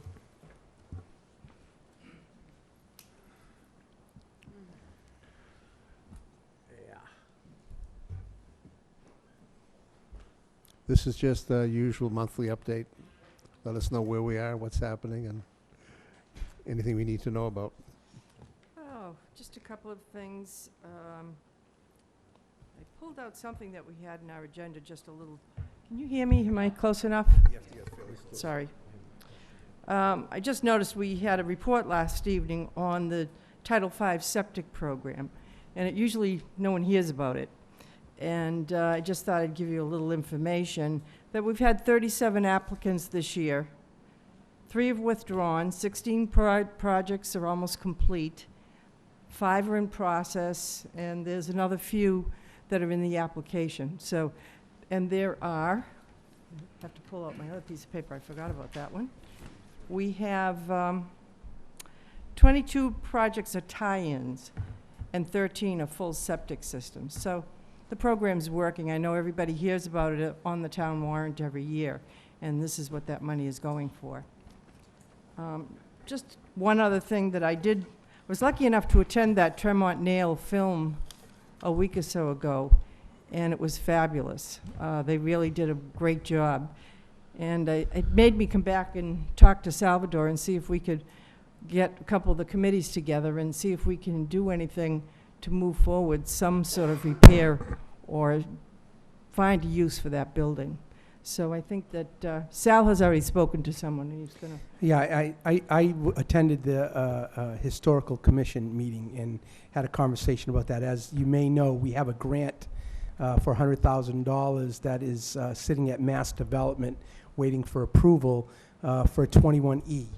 And should we get that grant, then we'd be able to go forward, and that's the first step that we need to complete before we could actually make something happen with the Tremont Nail. So I think it's important for us to work with the Historical Commission to look at the possibility of crafting an RFP to look at a developer, because one of the requirements will be that there'll need to be a developer in place. So we started those conversations last week. Okay, how you doing? Good. How are you? All right, so there's 2 things I want to kind of have you do for me. Sure. One is we had a gentleman at Citizens Participation last week, pretty irate that we were spending our money down on the street down there, you know, and what are we doing spending all this money and so on. Could you explain for everybody the way that money came to us? Sure. How it can be used, what can't be used about it, and how it actually plays no role in the town's funding, please? Absolutely. Be glad to do that. And then I have one other thing. Sure. through the Federal Department of Housing and Urban Development, there's a program called the Community Development Block Grant Program. Communities of 50,000 or more may qualify as what's called entitlement communities, which means that they would get their money directly from HUD. The HUD also gives money to each state, and the states then are allowed to use that as they see fit, given, as long as it meets the requirements of the program.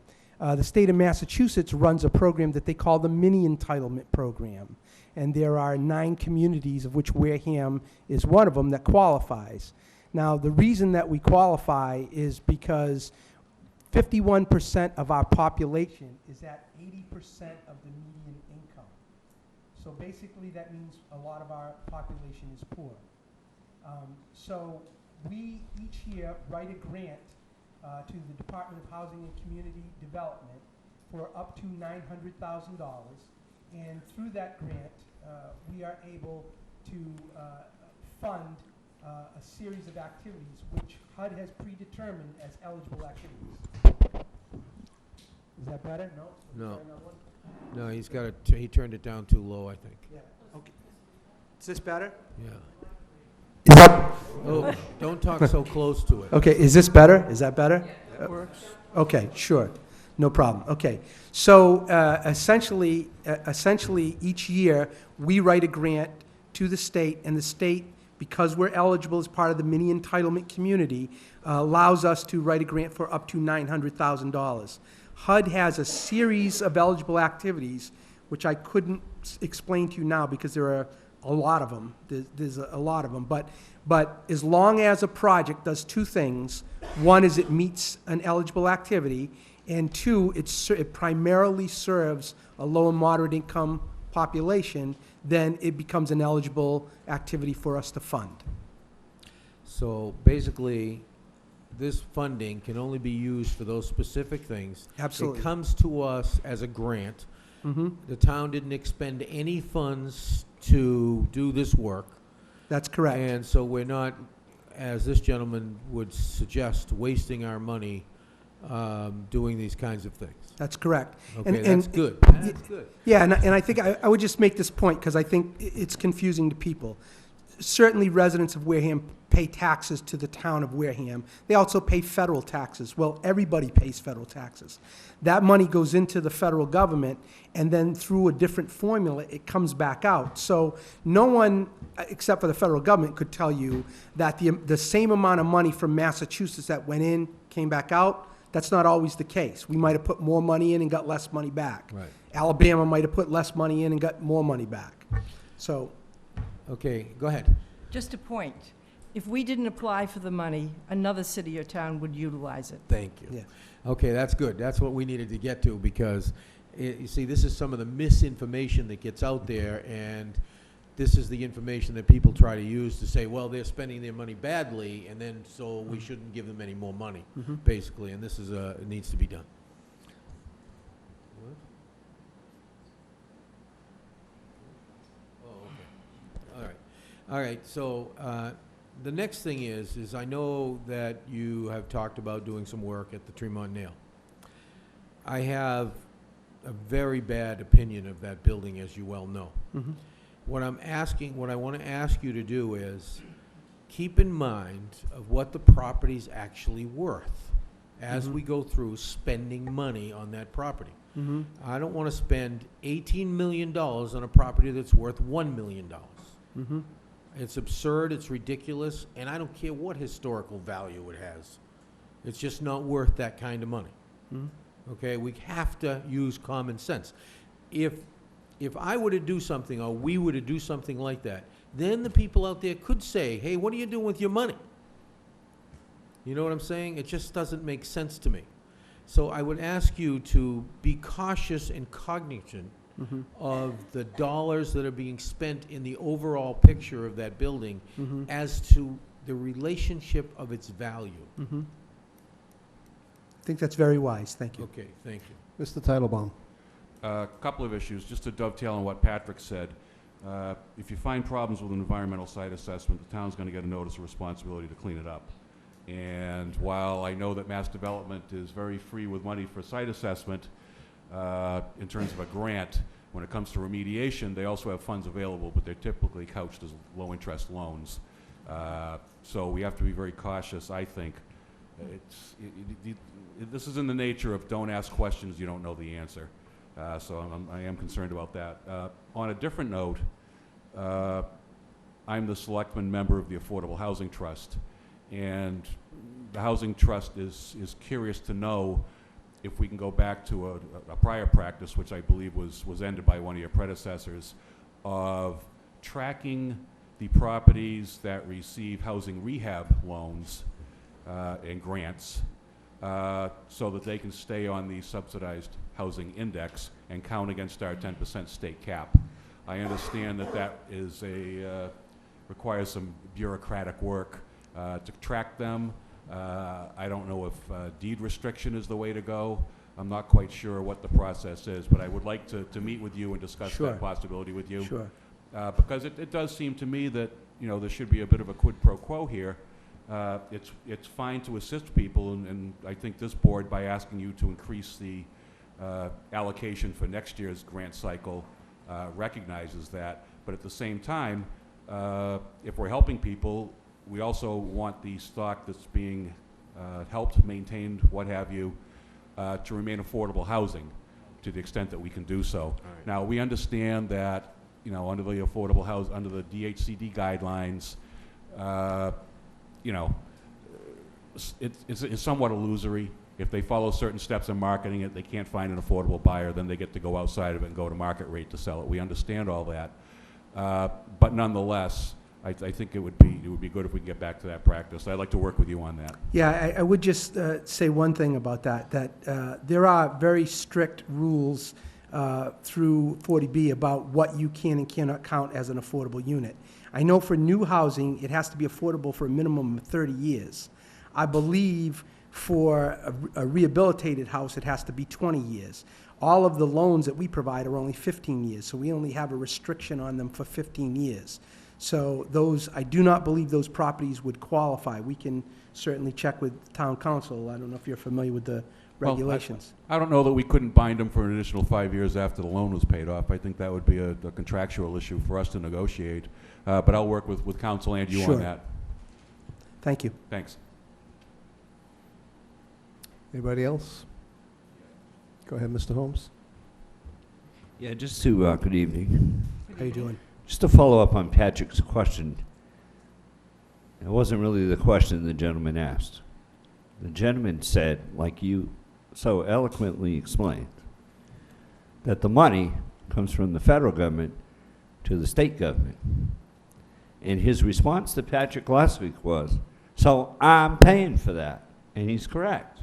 He is paying for that, right? State, yeah, everybody pays federal And tax. his question was this: why would anybody tear up a perfectly good parking lot? I don't know if you saw the meeting. No. Why would anybody tear up a perfectly good parking lot and put a new parking lot down with those chess pieces? I call them chess pieces, those. Balls. What do you call them? Ballots. Oh, ballots. Why would anybody do that? That was his question. So, as part of the grant, how did that, maybe you could explain how that stuff gets in? I know there's public hearings, but maybe people don't realize that. Well, a couple of things. Part of it is public hearings, and part of it is field decisions that get made as you go along. One of the concerns for us is we had done a lot of beautiful work, and the parking lot was in need of repair. The parking lot to the left side of that fire station is going to get renovated through GATRA. They're going to renovate that parking lot as well. So it would have been the only spot on that street that was not renovated.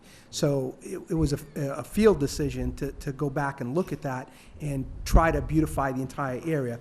And normally, and I would say normally, if we weren't under timeline issues, we might have had more of a discussion about that. But I remember the last time I was here, you all made sure that I got that done by the 15th. You got that right. So I No, had Jerry was asking, and that was his question Yeah. to Patrick Sure. as a follow-up was, Sure. it was a perfectly good parking lot. Why would you put that Sure. and redo it? I think it looks very nice, and it would be an eyesore after if you didn't do that. Right. Right. So that was But again, that's all part, and there is a public hearing process, and then you all come here one night, you make a big presentation, then you go around town, 10 people show up, right? Nobody really shows up to those a lot of times. So if people are interested in these projects, they should show up when you have your public hearings for the grant application. Sure. Mrs. Thank you. Whiteside?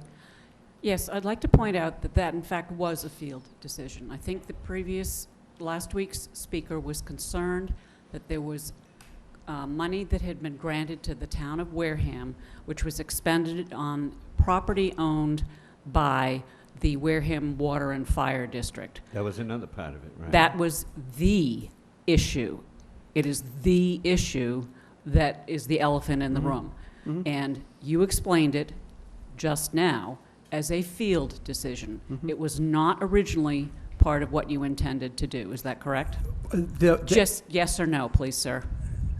The bollards were, but the parking lot was not. Thank you. Thank you. Yes, I'll be clear.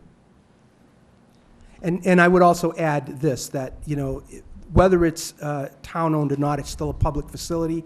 It's still eligible. It was still cleared through the Department of Housing and Community Development before it occurred, so. Any other questions? I have just one other item which I think is important sorry, I thought to you were all bring. done. No, that's okay. One other item that I think is real important to bring to your attention. The New England Boating Magazine, that the last time I was here, we had that. As part of the funds that we put into that, we also have a video coming. And so I had the pleasure of meeting with Parker Kelly and Gene Allen. Parker Kelly is one of the moderators on the show. And I had the pleasure, am I out again? I had the pleasure of meeting with her, and they will be down on June 30th, and again, I believe on July 2nd, for all-day filming. So they're going to be filming both in downtown Wareham and in Onset. It's too bad you couldn't get them to switch over to the 5th because of the boat parade and everything.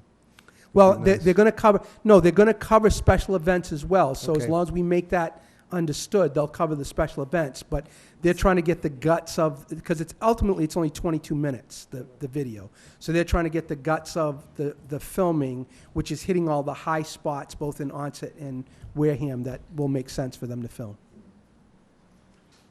Thank you both. Okay, thanks. Thanks. All right, we're going to jump to the update from the Bike Path Committee because we've left them sitting here long enough. Come on down. You're the next contestants. Bike Path. Yes. Could you identify yourselves for the record, please? Mike Langford, the chairman of the Bike Path Committee. I'm Dave Smith, a member of the Bike Path Committee for another week or so. He's about to become a Californian again. Yeah. All right. Just here for, we haven't had you in a few months. I know the state has come down and looked at some of the roads, and there's been some discussions. I just thought it'd be good to get it out to the public where we're at with the bike path. Obviously, there's a big push on from the state, you know, and most of the projects from the governor on down about developing bike paths. And the idea of this path is Fall River all the way basically to the bridge, up into Plymouth, and then back over the Cape and all the way through to the end. So go ahead. Yeah. So recently, as you mentioned, the state, the Serpent and MassDOT came down and looked at our project, as it were, and they looked at the feasibility study because we've had that out there for a while now. The feasibility study is it came in really two main directions. One was originally was the active rail line to share their property, MassDOT's property, all the way through. And then when the railroad division really balked at that, we started looking at all the alternative routes that we have coming from Marion over to here. And the feasibility study showed that probably the best straight line would be down through Minot Avenue. They also wanted to consider Sandwich Road going up to Route 628 there and then coming back down on Depot. When looking at those roads in comparison to the direct line of Minot Avenue and so forth, Depot becomes very problematic when you turn the corner off of there because it's nothing but line with nothing but telephone poles, and And there wouldn't be enough room for a safe passage of a sidewalk hardly, never mind a bike path to go along with it. So the focus went back onto Minot Avenue, and Minot Avenue does have some conditions that have to be mitigated and so forth. But the road is wide enough in order to, on the side where the sidewalk is, to extend it both towards the road a little bit and into the wall there, the part of dirt part there, and to make it into a wide enough path to have somebody could walk and ride a cycle on it, to keep them out of the street. And again, that's the ultimate goal of a pathway anywhere, is to try to minimize the contact with cars and bicycles and walkers and so forth. Wherever you can do that, you can do it safely, then you need to do that. And Minot Avenue was that decision that MassDOT and Serpent really supported that. Mr. Smith, you were there during the event when they came down. Do you have any comments? I'm sorry, I didn't hear that. Sorry, didn't want to wake you up. You were there present when Serpent was there and Mass DOT, so I'm just asking if you have any comments to add. Well, the only thing that I wanted to mention is Minot Ave will connect with the already painted striping on Depot Avenue. I mean, from Depot to Onset Avenue, which is already there. So it'll be a good 3-4 miles. They give you any time frames? Yeah, the time frame, the way they're going to work it is Serped's going to present it to the new presentation to the state, the Mass DOT, and they then will take it to the state. I forgot which commission that is. District 5. Yeah, District 5. And they will then take it to the state, which will put it on the tip for 2015, hopefully. Mr. Titlebaum. With respect to putting the bike lane on the sidewalk, it is a pretty wide sidewalk, and I know when it's properly maintained, there should be room for both pedestrians and bicycles, and I understand the impetus, especially on that road, where the 40-mile-an-hour speed limit is merely a suggestion, that you don't want bicycles and cars mixing in the same lanes. But are you going to have signage up to indicate to both bicyclists and pedestrians that they're going to be sharing that space? Yeah. Because it's atypical for bike lanes to be on a sidewalk. Yeah, it's atypical by themselves, but what you would normally do is you would stripe and, you know, put a bicycle placard down to show bikes on the right-hand side, walkers on the left, for instance, just as a typical of what happens. Minot Avenue. Minot Avenue. Minot Ave. Are you done? I have a question for you, sir. The sidewalk, you're talking about putting the bikes and pedestrians on that sidewalk? Right. Okay. Is somebody going to fix the sidewalk? Because that sidewalk is not passable right now for people in wheelchairs. And there is at least one, and I think possibly two people who live and use that sidewalk right now.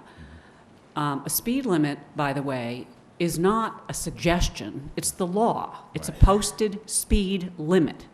Let's not have any of this. Talking reality versus theory. I'm telling you that the law is the law. Whether people flaunt it or not is not my problem. It's theirs. But it is a speed limit. You can stand in the middle of Main Street and get killed in the middle of the day. Nobody pays any attention to that speed limit. I'm sorry. Really? Anyway, so the problem is the transition between Minot and Onset Avenue. Right. How are you going to do that transition, sir? There's two schools of thought right now, and again, the engineers will come back and give us a better feel for it. One, of course, is to make that, instead of making that island there split the way it is right now, make it a single thing, either going to the left towards Depot or to the right heading towards Onset Avenue, and make cars come out that way, because what's happening now is you've got 3 stop signs in there, all right? You've got one at Minot, you got one at Great Neck, and you have one coming the other way. And people coming down Depot onto Minot will often just shoot that gap, and you're not sure where they're going because they don't use the stop, they don't use their blinkers or anything. So there has to be a redesign there in order to make it safe. Are you talking about a redesign of the island? Yeah, basically, I would say that would be the safest possible thing, not only for bicyclists and walkers, but for cars too. No, I know, it's All right, so horrible this is, intersection. what's there right now is probably the best they could think of in 1952. But in real world design, that engineering plan does not work very well. And so when they come back in to redesign that intersection, not just for this purpose alone, but because it needs to be done anyway. But it would be part of what Yes. you're addressing? Yes. Okay, thank you. And I have one other question. Could I just, oh, I'm sorry. Yeah, no, go ahead. The engineer was, for the state, was sort of enthusiastic about putting a rotary in. Yes, he was. That's what I was going to say. Is he a The term- Massachusetts native or something? Yeah, the Or word did he rotary grow up was in England? bannered Out throughout. everywhere else. No, they're putting it back in, unfortunately. Just watch out for the Connecticut people. I have another question about bike paths. The first time I was aware of bikes and cars sharing the road was in Washington, D.C., and I have to tell you that I ended up on the floor of the car because I was terrified because the bikes are actually in the middle of the traffic, and but they have those nice little rubber dinghy thingies. Right. Are we going to have little rubber dinghy thingies? You know what I mean? I think anywhere they mix, I think anything you can do to warn the drivers of automobiles that there are bicyclists on the road is a marvelous thing. Well, is that part of what you would be asking for? You know what I'm talking about, the things that you can hit and they bounce, but they are in fact yellow, and I think Right. they probably reflective. Where they would probably apply best right now, of course, would be along Onset. the Onset Avenue, because, I mean, it's being used a lot. If you ever go down there, you'll see people on bikes using that a lot. I And know. people who used to park there are now parking off of that. So it's become useful in the way it was designed already. To make it more safe, you would want to try some of those, anything that would tell a driver that they veered into a space that they probably should not be. Is it okay? Can you put a rumble strip or something? You can basically design anything you want it to have there. Again, you want it to be safe for the cyclists as well. You don't want a cyclist getting onto something so unstable with their little road tires that Right, but I think get it's really themselves killed. incumbent upon us, particularly in light of what recently happened on that strip of road, to make it as safe as we possibly can. And I don't think it's safe right now. And I think if you're in the design portion, that you could ask for yellow thingy dingies or whatever you want to call them, but or cat's eyes or something like that. But there really needs to be more of a delineation. Cars are bigger, faster. Drivers are younger than me. The reason the insurance rates for men under 25 are so high is because we all know why, okay? But it is a speed. It's a speed area. It's a straightaway. You can get going very fast during the day and certainly during the night. So I would recommend that. Oh, yeah. Mr. Tropiano? All right, so I have a long history of bicycles since my father was in the bicycle business for years, manufactured roll-fast bicycles, manufactured Tyler bicycles, owned a distribution company, all that kind of stuff. So bicycles have been around in my life for a long, long time. They were actually how I survived because my father's job was related to bicycles. But I'm not crazy about bicycles and pedestrians sharing a sidewalk. This just doesn't excite me at all. I know that, people don't realize that bicycles are supposed to follow all the rules of the road like anybody else. When they come to a light, they're supposed to stop. When they make a turn, they're supposed to stop. They see a stop sign, they're supposed to stop. They're supposed to follow all the rules that all the cars follow, and that's the safest way. You're not supposed to ride against the traffic, you're supposed to ride with the traffic and the whole thing, and it's the safest way, it really is. I mean, they do that in Boston, by the way, and there's way more traffic than we have, and they have no bicycle lines at all. They do in Cambridge, but not Boston, and it's pretty successful. I mean, they have an accident here and there, but it's pretty rare. I mean, it's a real rarity. As a matter of fact, most of the accidents occur from the messengers who violate all of the rules and all of the laws, and that's usually how they get hurt. I mean, some of them are bouncing off cars, literally. But I am concerned, and I'd have to see this plan when it comes to pass, about sharing sidewalks with bicycles. It's just never been anything in my life that I thought was a very good thing. Well, just as a forethought on it, I mean, with width comes safety on those kinds of things. If you go down the pathway along the canals, there are walkways and bicycles on those, and the same thing with the Shining Sea pathway. Most pathways, you go over to Fairhaven on their pathway, it's a single pathway that's striped and it's wide enough to allow for people who are on a bike can maneuver around somebody who's going slower, or conversely, someone who's walking can move out of somebody's way and so forth. But and it's so a on. dedicated... It's a dedicated to non-motorized Right. vehicles, so you have a better chance. I mean, I've been up on the Canal Access Road and had to hit my brakes very, very hard because a little kid who was with his mother decided to take a right in front of me. Right, exactly. Tonight, coming in out of my neighborhood, I'm coming down, I got a little cul-de-sac, I turn around, and I see the little boy on the bike, he's on the opposite side. He didn't bother to see me, and he cut right in front of me. Now, part of it is my awareness of watching for little kids or people on bikes too, but the more we can separate walkers and bikers from the automobiles, and even if the walkers and bikers are going at a slower speed, and we're not talking about mass transit here, we're talking about people who would want to come to our town and maybe get off of the flyer downtown and then pedal their bike down to Onset, get a lunch, and then come back and take the flyer back home, kind of thing.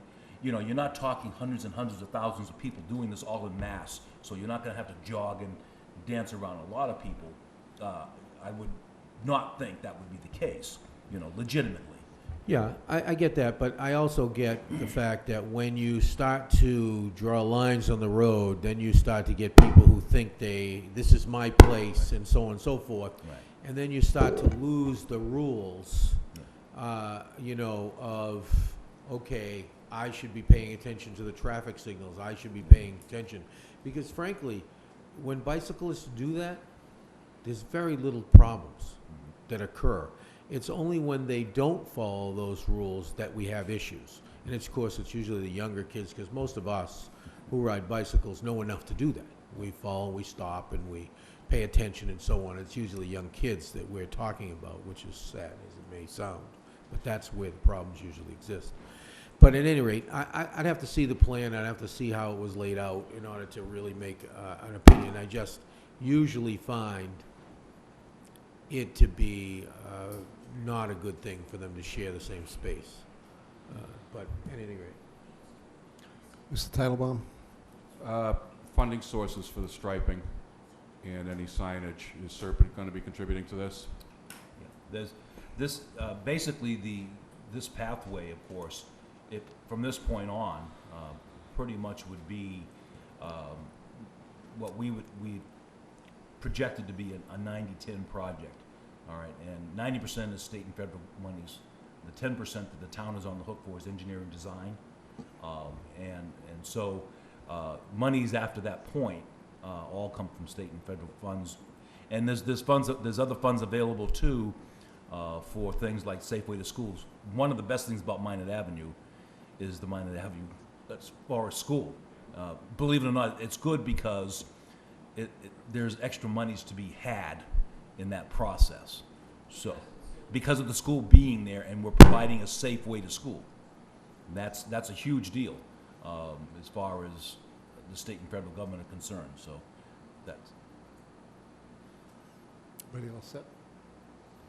Just as a quick reference, when the state comes down, Mass DOT, they basically set the standards. They set the road up. They have very high standards. They look very carefully at the road. There'll be expansions. There might be some going in, encroachment going in that they'll have to take care of. They even were looking at one time one side to the other. So this will be a fairly detailed project. It's not something that's gonna, okay, we're gonna put a road down there and that's it. Also, Onset Ave, that was done with, I believe, Chapter 90 money, Mr. Sullivan, back a couple of years ago. The state wasn't really involved with that at all. We just did that on our own. We did that on our own. What's on Onset Avenue right now, Chapter 90 funds put down. Right. And it was probably the best thing that ever happened to the Bike Path Committee, in all honesty, because it's not very long, but it's there and it tells people that the town is actively trying to pursue putting a pathway through for this process. So it's a huge deal. Thank you. We'll see you hopefully in a couple months again. Let me know. Thank you. Thank you for the time and for hanging in there. Condensing of town Congratulations, David. committees. Hope you enjoy new life. All right, condensing of town committees, please. Mr. Chairman. Yeah, go ahead. See the folder. I see it. There's the folder. What do you want to do? I think we had a couple on the committees that were listed there. We have some people here, chairs of those committees.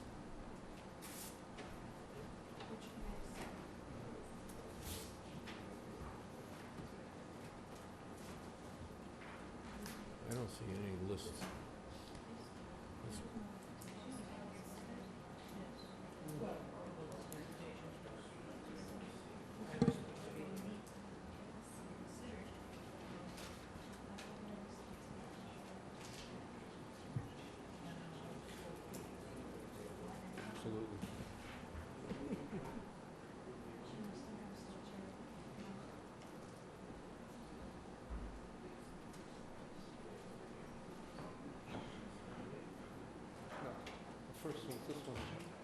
The first committee group we were talking about was natural resources. That was Minot, marine resources, open space, bike path, fields and grounds.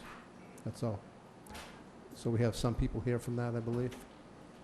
Which ones? Minot Forest, marine resources, open space, bike path, fields and grounds. Why'd you let the bike path people go? Because they just went home. Point of order, or a question, or a comment, Go ahead. please. My understanding from way back when was that we were going to have like a workshop. I don't consider this to be a workshop. I have some opinions about some things, and I'm not afraid to state them, as you obviously have heard tonight. But I think that the grinding of the bones needs to be done in a workshop function. I'm sorry? I agreed. I never got an invitation to come tonight, so I was surprised to be called up. But we need to work the details before we bring a solution. We have several members. I know the invitations did go out from the selectman's office.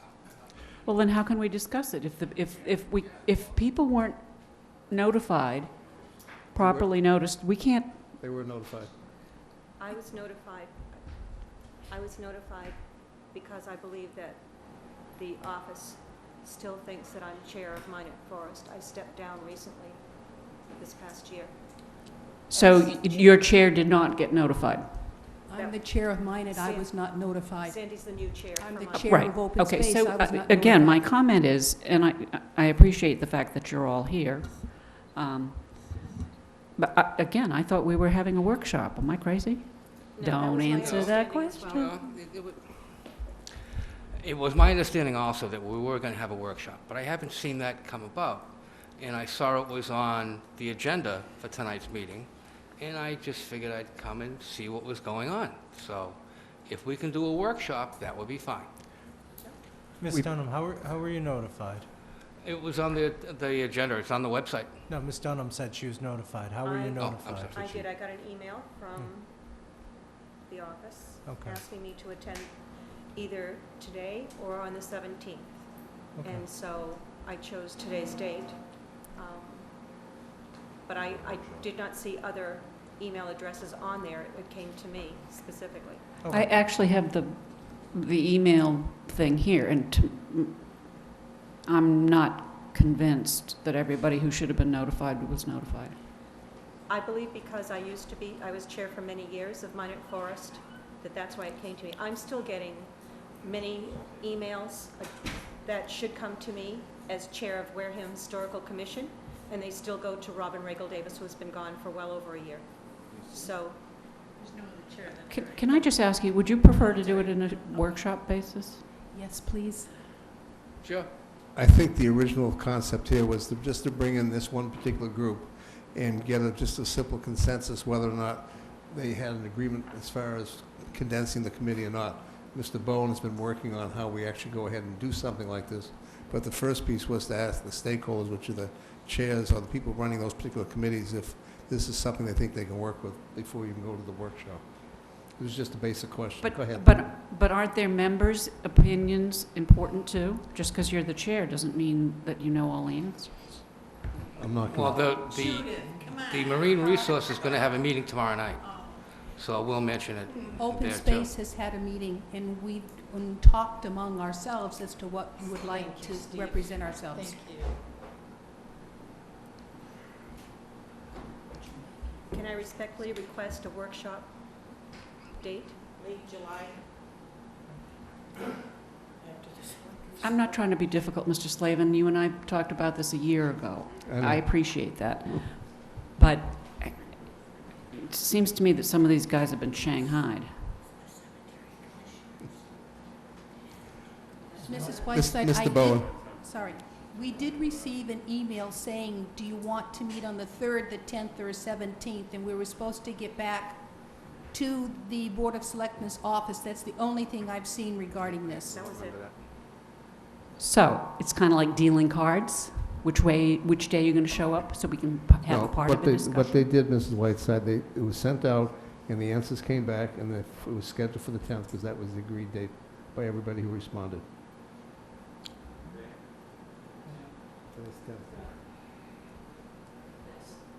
I'm getting some blank stares. Well, one of the things that's happened in the meantime, at least as far as Marine Resources Commission, is we've added one member and we have two others that are, they came to our last meeting and they will be there tomorrow, and we'll see what their interest is, but they seem very interested in joining, so that's where we put our efforts. And I think I'm kind of running into a bit of an issue because the two committees that I was asked to discuss were the cemetery commissioners and historic district. And both of those are separate state laws, so I don't see how they can be consolidated at all, ever, in any universe.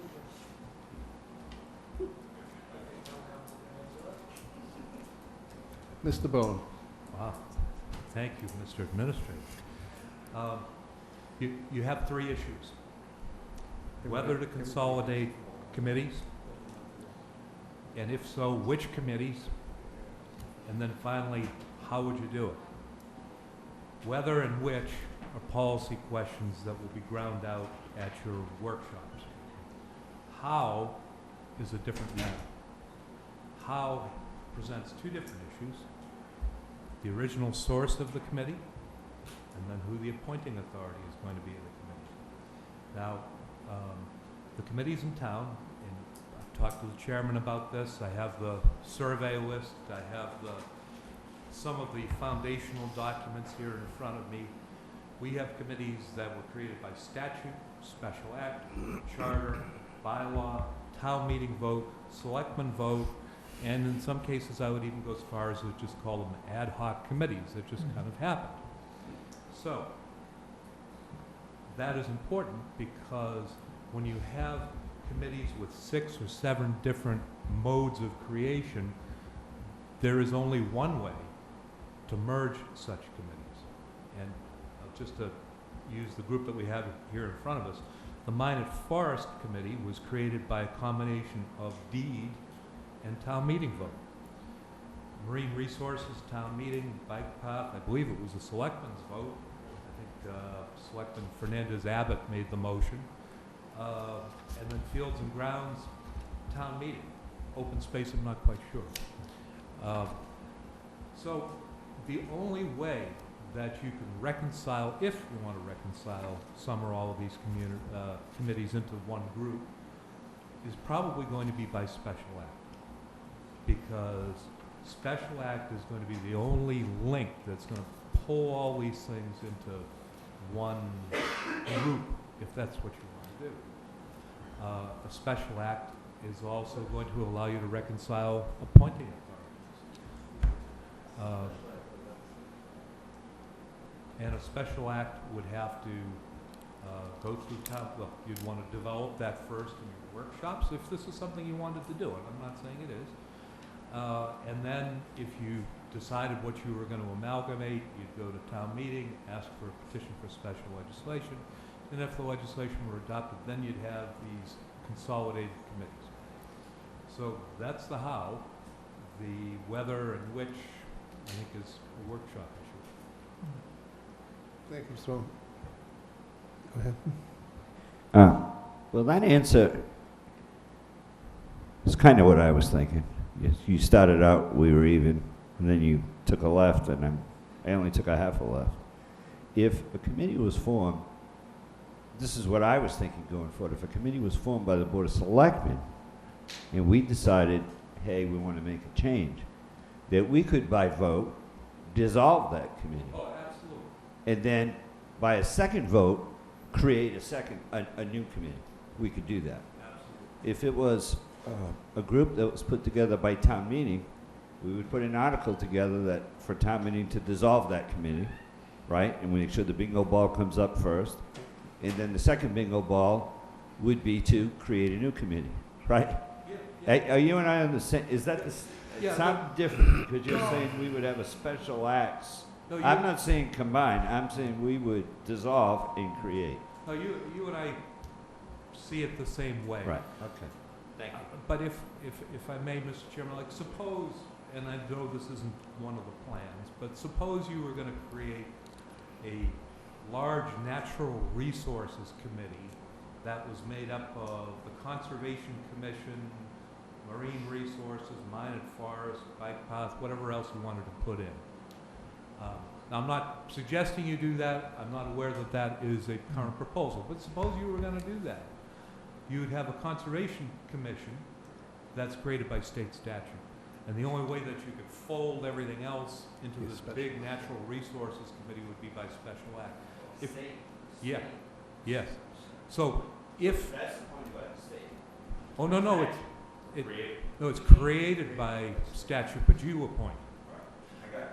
But, so, if you're trying to draw in things that were created by special act or statute and consolidate those into something bigger, you'd be going special act. If you were just simply going to pick on a single class, pick's the wrong word, but I'll use it anyway, pick on a single class of committees, say, created only by the Board of Selectmen, well, heck, you don't need to go to town meeting to do that. You just say, okay, this one, this one, this one, this one, you're gone. Now, here's the new committee, and everybody we just fired, you're back on, or something.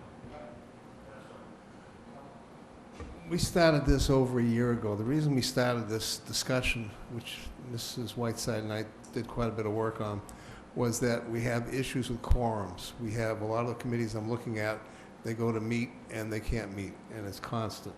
So we thought that we actually took some time, looked around at other communities, and the Natural Resources Committee was one of the first ones we picked up on that a lot of towns around us are starting to adapt all the way through the state. I'm not sure they're adopting it because of quorum issues, but they're adopting it because they're trying to have what they call a super committee, which is natural resources, and it falls into it. The federal government is doing the same thing. And we just talked about that. The idea was to have the committees involved at least express their concern, whether they thought it was workable for them or not workable. And that was just the beginning discussion. Then we'd have a workshop to try and figure out how we go forward. But the idea was first to ask basically the chairs who would speak to their committee ahead of time. And this has been going on for years, so this is not like a new request. This has been out to everybody for a while. I don't think anybody I'm looking at hasn't heard about this before. So all I'm getting at is that we just wanted to get a feel for whether this was something worthwhile for us to pursue. And if it is, then we can have a workshop and kind of deal with it. I don't want to spend time in a workshop if the committees aren't really willing to do anything like that in the first place. But the issue is, if you can't get quorums, you can't get members to show up, you become basically a non-entity. And that's not what we're trying to do. That's my comment back. And feel free to please answer. What exactly were the ones that you read off for the agenda, please? I believe it was, if Patrick will pull it up, I believe it was the marine resources, it was minor forest, and the minor forest probably has some kind of codicil because the land was donated to the town. Mr. Bowen will have that. Open space, bike path, fields and grounds, they all, that whole group there all interacts together one way or another. They all have relationships back and forth. We had some other ones we broke together as well, but we're not talking about those right now. That's a separate piece that we're not discussing that at all right now. And I don't know why you're here. We didn't, Because I was told to be here. no. Neither one of them is on this agenda. Mr. Chairman, if I may, and certainly, as I know Ms. Miller understands, that, you know, if the Cemetery Commission was going to be included in any consolidation, that's the kind of thing that would probably require a special act, because you're created by statute, you have statutory obligations. But that's, I guess, not part of the present package. But, you know, you're right. If cemeteries at some point were going to be folded into something, it would be through a different mechanism than perhaps the other committees that are here. But by state law, we're only allowed 3 cemetery commissioners. The beautiful thing about state law is if you get a special act, state law is whatever you want it to be. I believe also, we're not going to get into it, and we're not looking to do it, but I believe the Board of Selectmen can also be the cemetery commissioners if you look at it as well. But we're not going that way. Again, we're just looking to make sure that we have constant quorum so these people can do their job. And right now, most of them have a constant. I don't think Marine Resources has met in a long time. Well, we have some new members. I know you have new finally, and- but it's been a long yeah. time. You know, we've had a few meetings, but we haven't been able to do very much. While we have the chairman here, why don't we poll each one and say when's the last time you met, or how many times you met in the last year? I think the question was, how many times have you not been able to meet? Well, either way. With whatever. What's their regular meeting schedule, and how are they able to meet that? Let's find out now. Well, the Marine Resources Commission meets the second Wednesday of every month. So you're a monthly body? Monthly body. We were doing a bi-weekly thing. We were doing a little workshop working on different things, but that hasn't happened in quite a while. And I don't have the records in front of me as to how many times we've had quorums and all that, but there's been several times that I've been here alone for meetings. I've sat in other groups. Yeah, we've submitted agendas every month. The problem has been, as Mr. Slavin was mentioning, is that not having a quorum, because we had 2 members and an associate member, and unless we had the 3 there, then we didn't have a quorum. Are you a 5-member body plus associates? I'm sorry, could you repeat that? How are you constituted? What's the membership? The membership is 5 members and 2 associates. 2 associates. Currently, how many active members do you have? I'll put it that way.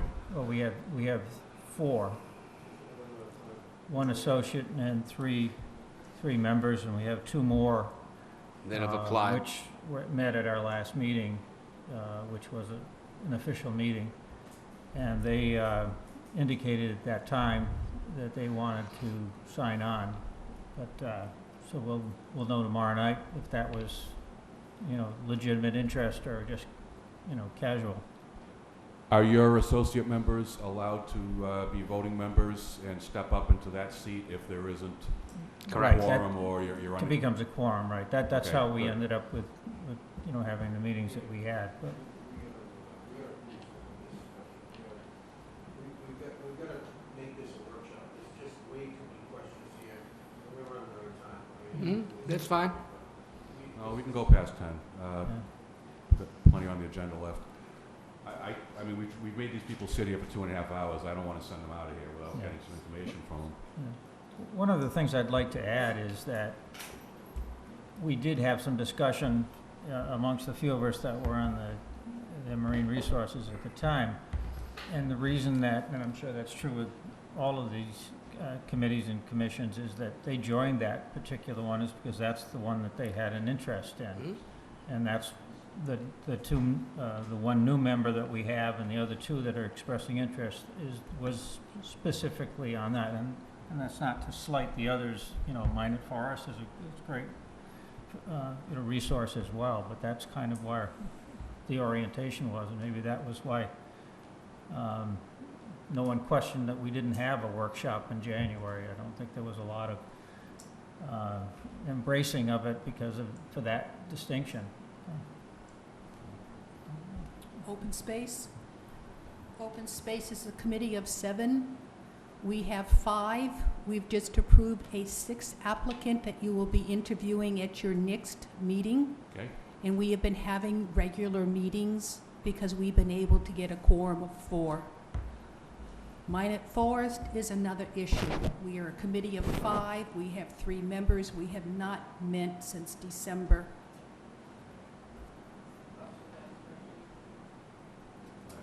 Yeah, December, yes.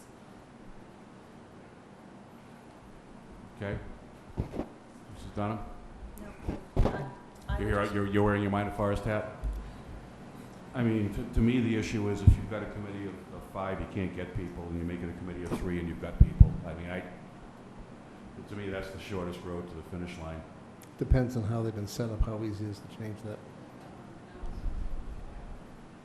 Well, I think that if I remember correctly from the 1951 documents, they didn't say you had to have X amount of people on there. I know that state law requires at least a 3-member forest committee.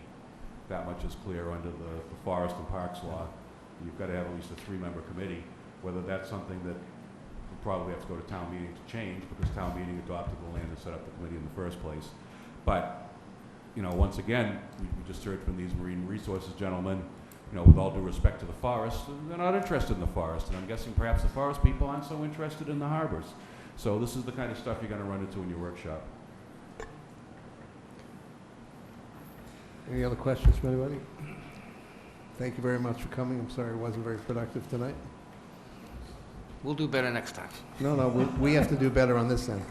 Again, I apologize. This has been sitting for a year, and we just haven't got off the dime with it. Well, we were talking about, interests and things. My main interest is marine, but it isn't like I don't know anything about a forest either. I wouldn't mind making some sort of a super group or whatever. I don't know what you want to call it. I don't know if it would work. I don't know what's legal. I think the best thing for us to do is go back and say it's been sitting for a long time, for the board to have a discussion on it just to see if it's feasible, and then you can figure out if you want to have a workshop or not.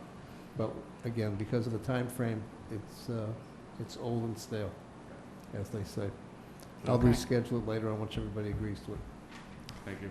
Can I respectfully request that workshop be late July? We If- haven't even got to the workshop yet. We need to, as a board, figure out if we When want to you- go ahead with the principle of having, what we call super committees, where we condense certain areas. There are certain groups of committees that kind of dovetail together because they have similar interests. But until we make that decision, I don't want to waste everybody's time. Thank you. I would echo that request. You've got a lot of 2014 stuff to get through first. Yeah. It's going to be on everybody's mind between now and After the July. next month, at least. I'm going to say August August, would be September, good. probably. Yes, thank you. Yeah, you're going to need a recovery and a come-down period from the 2014 as well. Okay. Thank you. Yeah, there was also a question, I believe, on special municipal status had to do with if someone's a poll worker and is also working the senior work-off program. Mr. Bowen, I think you had some information on that one. Yes, Mr. Chairman. I guess this came to the attention of the clerk fairly recently. And so there were 2 questions. One was whether a poll worker was considered to be a town employee for purposes of the conflict of interest law? And the answer to that is yes. There's an Ethics Commission Conflict of Interest Opinion 2004-4, in which the Ethics Commission ruled that poll workers are, in fact, employees for purposes of the conflict of interest law. Now, similarly, there's a question about whether persons who participate in a senior work-off program are also municipal employees for purposes of the conflict of interest law, and the same ethics opinion decided that they were. So it turns out, according to Madam Clerk, that we have at least a couple poll workers who participate in the senior work-off program, which creates an issue under Chapter 268A, Section 20, which prohibits a person from, I see Mr. Holmes falling asleep during this, which prohibits a person from having two contracts of employment with the town with certain exceptions. In order to shorten the law review article, one way to allow persons in such circumstances as these poll workers, senior work-off people, to do both jobs is to appoint them special municipal employees. So moved. And that would have to be for both all poll workers and all senior work-off. My motion was inclusive rather than exclusive. Any questions? Any questions at all? None heard? All in favor? Aye. Opposed? Abstained? I wasn't 5-0. asleep. Thank you, Mr. Bowen, for that.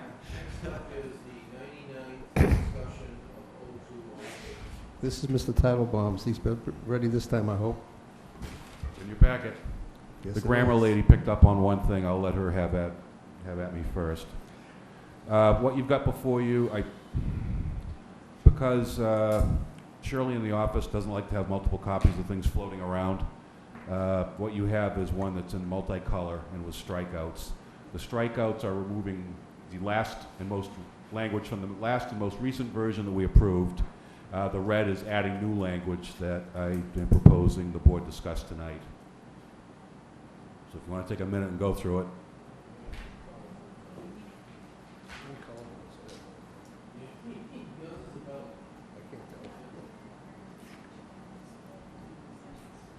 Oh, is it not colorblind compliant here?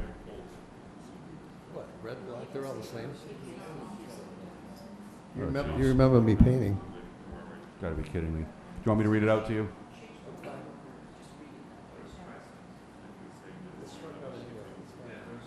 In the last sentence of the first paragraph, where the phrase, "all revenue for parking goes to the town," the grammarian on the board prefers the word "reverts to the town." So if you would make that change. Keep me out of her wrath, for at least this issue.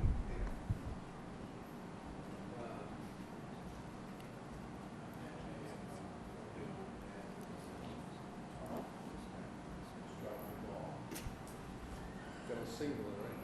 It's singular. Yeah, let's not.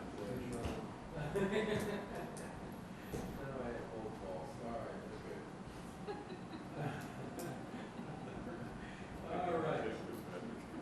Okay, so this, I don't have any problem with this, by the way. It seems like it's moving in the right direction. And as far as the parking dollars and so on, you know, last week we violated our policy. And a few weeks before that, we violated our policy. And we keep that right. I would like to say that as of June the 30th, I would like to make somehow that we, maybe we can add the words in here, June the 30th, effective June the 30th, 2014, that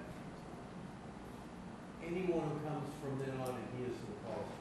Absolutely. So that's the cutoff date. So everybody knows it out there now. June the 30th is the cutoff date. It's all over and done with. And then from then on, there is no more of this violating our policy. We would have Okay, so then. one problem. Yeah. You could make it effective on that date. Make it, You can make it effective make the June 5th. effective date, but you can adopt it right away. If you adopt this, it's wrong already. It says in all red. It's not the case with Well, which we effect July. Yeah. Right? The other, Well, with our violations. In all. That's a policy. In all means in all. Yeah, but it's our policy and we violated it quite often. So, But it doesn't violate that. well, that's what we're trying to resolve here. We so have- that it goes forward from here on out. we still have one outstanding issue. We already voted on the beach and tourism to have the Saturday and Sunday parking free with a bus Right. shuttle. But we've already given that to them. So from then on, from that date on, that's the drop dead date. So that should be new applications from that date New on. applications, Thank you. we give it to no one. It is, they're gonna adhere to the policy. it's not they're going to hang on to the policy, it's you guys. We're gonna- Yeah, Should, well then, Mrs. Whiteside is correct. She voted against it. I did. yeah, yeah, why don't we say effective for all applicants as of, how about July 1? We'll just roll right with the fiscal year. That's fine. Effective as to all applicants? Actually, I want to thank this woman I met in the, I was thinking like September because I'm trying to get everybody in.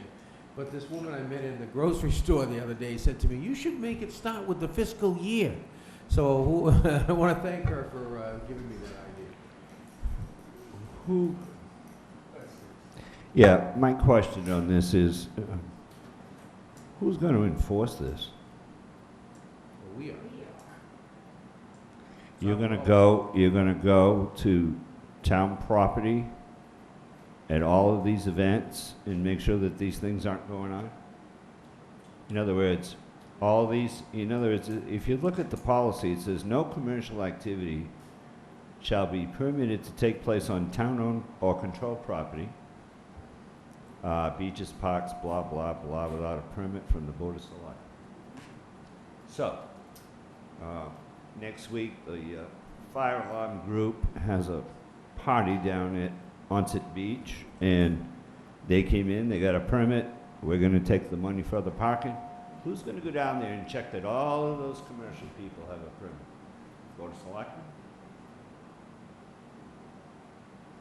Who's going to go down to every table that's doing commercial business on our property and make sure that they got a permit from the Board of That's the Selectmen? responsibility of the applicant when they come here. They're saying that they're controlling their event. I mean, this has been what's happened Okay. all along. I'm with you there, Pete. And I didn't ask you about that. I asked you who's going to enforce it. And the answer was the Board of Selectmen. We're not going to go down there and check. Or you're just going to take people's word for it and lose the revenue from the permits. Well, Every one of those tables, the $25 they pay the person who running the event, or $50 or whatever it is for the weekend, right? That's not a permit. They're paying $100 to use that spot from the person who's taking the land from us. That's not a permit to sell anything. So you're asking about the individual I'm asking vendors about this. associated with the events? That's correct. Yeah, you know, people who pay that $100, they fall under this policy for doing commercial business on town property. What have we done in the past? Nothing. But you're writing a policy that says, and that's why I'm asking, who's going to enforce it? Well, like anything else, you know, we don't necessarily have policemen to go out there and enforce each of these things. And we can't expect our policemen to go down there and do that. But it will come up that somebody didn't have a permit because the person next door is gonna say it, I have one, you don't, how come you don't have a permit? You're gonna get those calls and we're gonna obviously make sure that that happens. There's no way for us to have policemen to police it. It's just impossible. So you have a policy that we're not going to follow? No, Bottom we're gonna line. follow it, Oh. but we cannot police it 100%. It's just not gonna happen. We don't police anything 100%. We policed this at 0 now, so, Well, I was gonna say, I don't, you know, even half the time would be better Well, than it 0, would be Patrick. good- One at a time. It would be policed by when they come in, when the event organizer comes in Right. here. We're gonna tell them, this is what we are, we're holding the feet to the fire. But that doesn't mean that we're gonna all run down there to the beach and check. I mean, I'm not gonna do that, are you? Yeah, No, but you know what, it will come up, it's not my job to do and that. somebody doesn't have a permit. But that's why I just asked the question. They said the Board of Selectmen are gonna go do it. We're not gonna go do that. And if you got 100 people there, and they would pay $25 to the town for a permit, it's $2,500. We could use the money. Mrs. Whiteside. To address this, on our application, if we have, May Day is the applicant, okay? And May Day is going to have a whole bunch of vendors under its umbrella.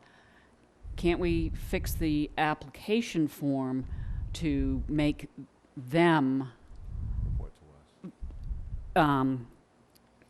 that they are responsible to ensure that everybody does what they're supposed to? That, I think, you're absolutely right, I agree with you.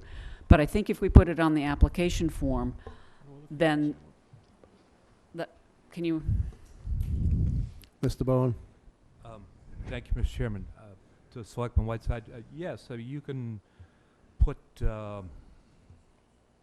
policing efforts on the applicant and make sure that they follow what it is that you approved, on the understanding that at some point they'll be coming back in front of you, and if it turns out that they did a lousy job, that they might not be so lucky the next time when they appear in front of you.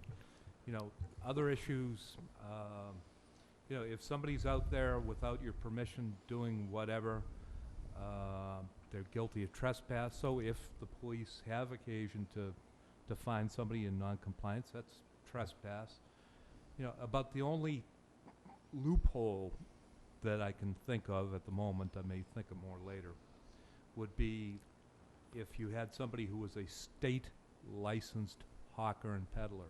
Right. Because by state law, you know, if I have one of those, I can show up with my push cart, and as long as I keep it moving every minute or two, you know. Rich, can you hold 1 second? Yeah. Motion to go beyond the hour, 10 o'clock. Second. All in favor? Aye. Opposed? Abstained? 500. Thank you, Patrick. But that's going to be the rare situation. But I just want you to be aware that that is one issue. I just have one question before Peter starts.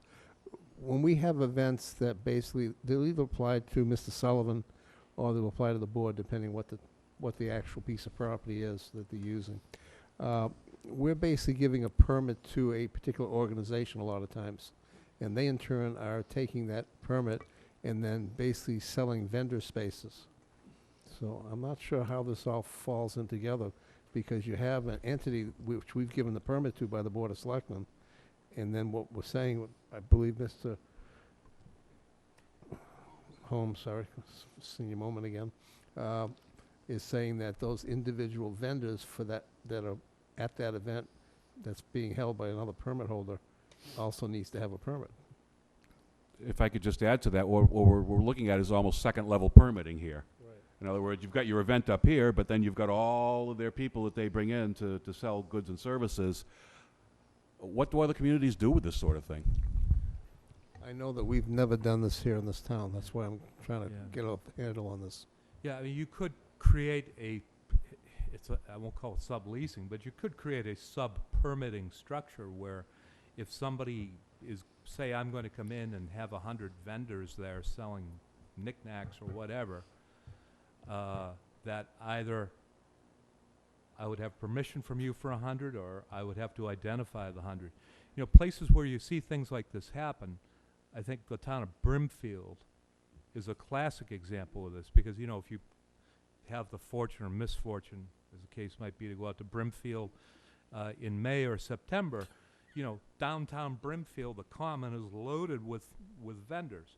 And the town very strictly regulates each and every vendor who is out there on town property. So, it really depends on how strict you want to be. If I come in as an applicant, and you want to give me permission to bring in 50 or 100 sub-vendors, you can do that. If you say, hey, it's Rich Bowen or nothing, you can do that. My question back would be, at that point there,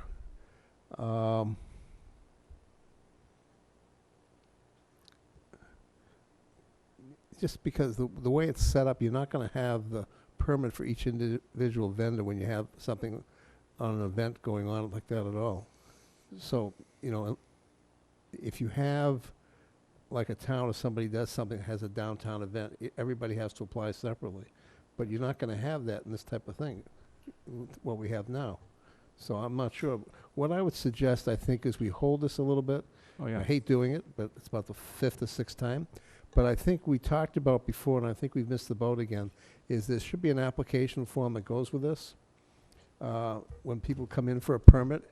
And I think we need to take a look at that and see what we can handle. Because, again, if the Board of Selectmen get involved, there are certain times it's strictly the town administrator that gets involved with town property. Well, the town administrator is the guy you go to for your building uses. We're the ones for everybody else.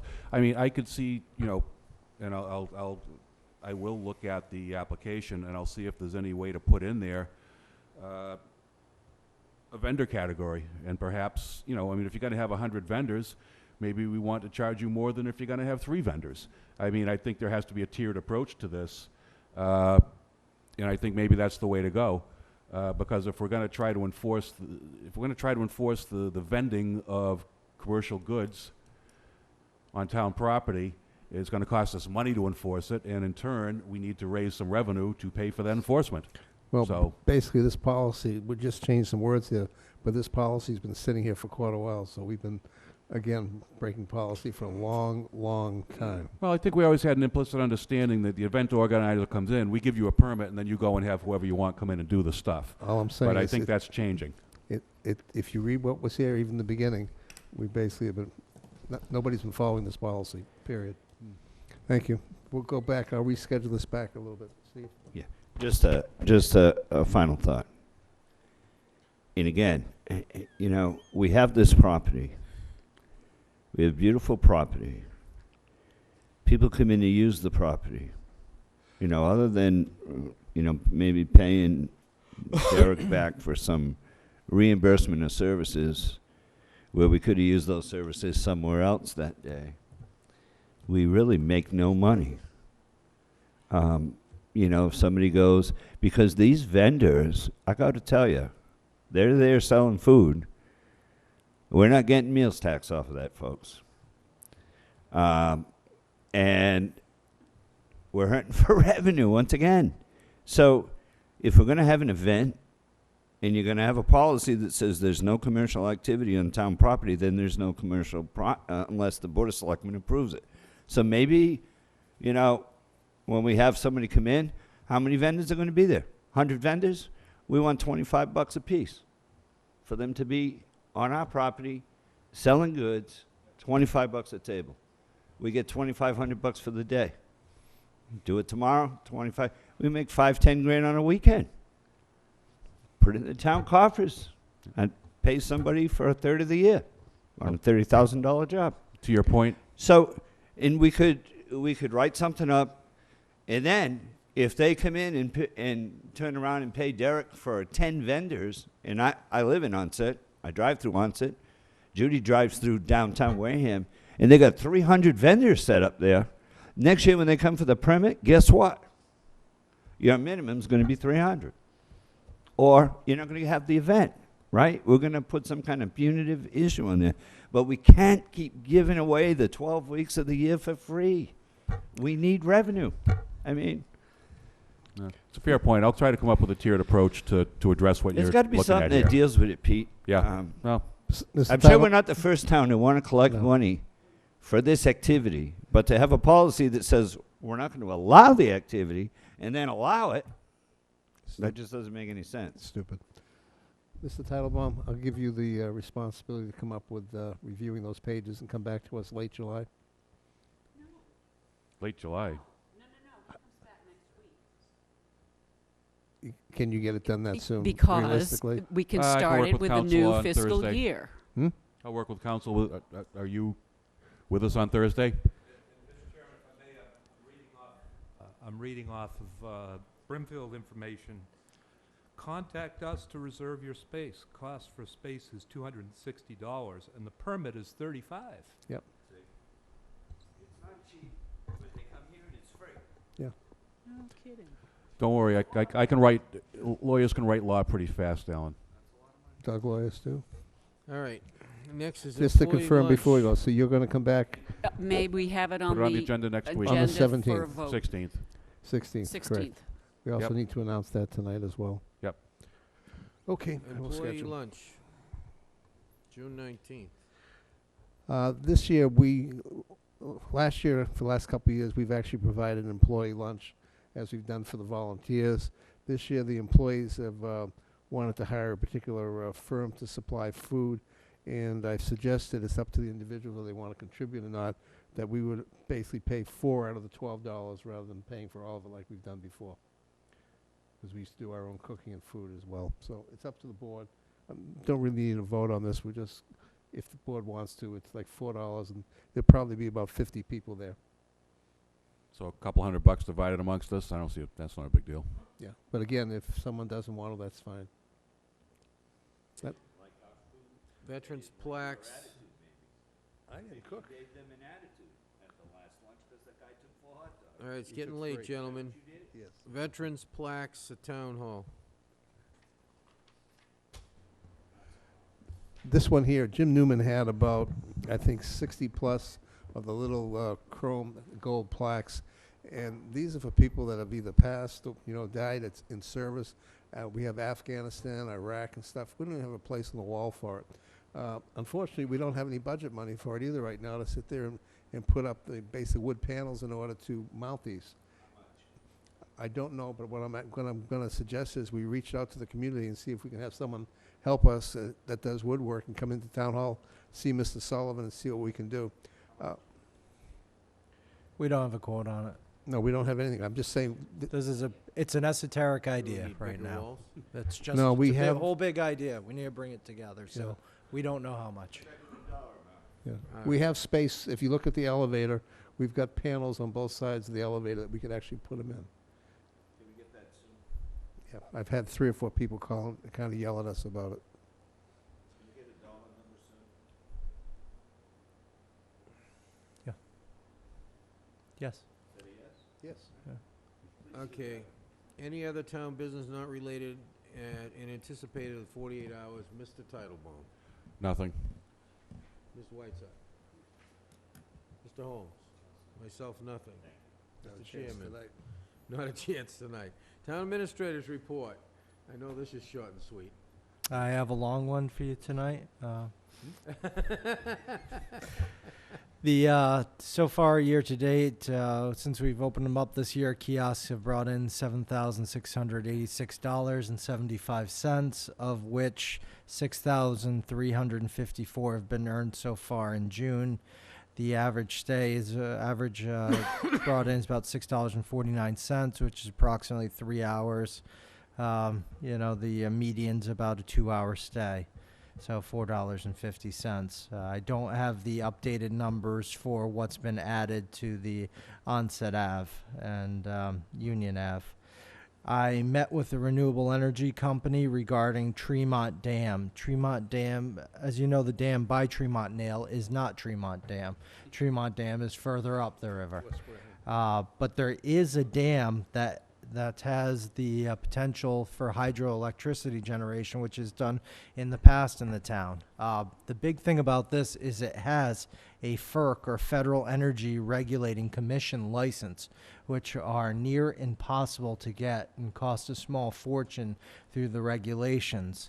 So we met with this as sort of a private-public partnership, if you will. There's a feasibility study grant money from the state. You need that before you could go forward to do anything. So we're going to meet with them again. They're checking the appetite with our local commission that has the has the grant dollars, see if we can get in the feasibility study for that and see what we could possibly move forward. There's a 10% match in cost, of which the private company would have to cover.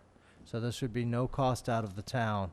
And again, they would perform that feasibility study. They are willing to come in later on as we get forward to see if we can actually move on this. I think this would be something for the town. Right now, that property is a liability, is a high hazard dam, which we need to figure out how to fix. So this is the potential to save some money for the town and possibly generate or create additional opportunities. And I just would like to add that it was because of Robert Packard that all of this hydropower that was generated there and the license was obtained 30-some-odd years ago. It actually was granted posthumously to the town. The other interesting thing is just that used to be an actual recreation site for the town, and unfortunately, it's no longer. But who knows if something can be worked out. The other item is, gentleman last week came in regarding a dip in the in the Temple Street lot. We've run through DigSafe on that. They've measured it out, and looks like they should be working to fix that. Let's cap it there for a long night. So. Just a real quick note, we had about 4 or 5 years ago, a firm came in and wanted to actually develop, they had the new style turbines. They wanted to come in and do it. They had a project to offer low-cost electricity plus a fee back to the town. And unfortunately, it kind of got lost in the mix and it disappeared. And I think you came in just before you came in. I think they were here. We could never find it. Either way, it's good to hear them back again because this is it's a win-win for the town, period, with all of it. So thank you very much, Mr. Sullivan, for getting that back on track. You're We've welcome. been looking for them for about 4 years now. And I lied. There's one last thing. It was just an interesting article it brought up, sort of the times. For the second year in a row, Marion will not have their fireworks. And they voted Friday. So the problem for us is that will raise our count by several thousand people. Easy. And our costs as well. And we try and figure out what other towns are doing. So I wanted to see what their cost is. $50,000. And it's needed to offset all of the event's costs, from the barge and portable toilets to police and fire protection. And since they weren't able to raise all their money, they're approximately $15,000 short of the $50,000. They actually canceled it and said they'll roll the money over till next year. Anybody that donated will receive a refund if they request it. So. Can we put a toll road in from Marion into Wareham for fireworks night? I don't know why we don't pass the boot or something anyway, to be honest with you. It creates an enormous traffic strain. It creates gridlock for people who live in Onset. And they're great. But again, following up Mr. Holmes's comment, stop giving it away. We're providing entertainment and getting nothing. No, I'm just saying, no, that's not what I'm saying. I'm saying that if we put on entertainment, we charge for it. Yeah, it's, but again, there's... No, but I'm saying... This just also speak... Collect that money, because they do ask people to pay when you come. They do? Oh, yeah, over the main bridge, or Dummy Bridge, down through Wareham. Who asks? I think it's the fireworks committee Yeah. that collects the money. They have collected They can money, ask. yes. And they use it to pay for the fireworks. It's a lot better than the youths that were charging for parking and ran off with the money, so. They do. They stand up there with the buckets. Mr. Sullivan, you all done? Yep, that's, just wanted to go over that, but again, Thank you. we're going to have a tough summer, excellent summer with events, but tough with what's going on. Again, the 29th are the second set of fireworks, and there'll be no better spot to watch than Onset, so. It's going to be a major problem. Yeah. Yeah. The 29th is when the major fireworks July. show is, from the canal celebration and such. We're expecting over 100,000 people in the Buzzards Bay, Onset area. God knows where they're going to all be, but a whole bunch of them are going to be down on the beach in Onset because they'll be able to see all the fireworks from there. What date is this again? July 29th, it's the Canal 100-year celebration.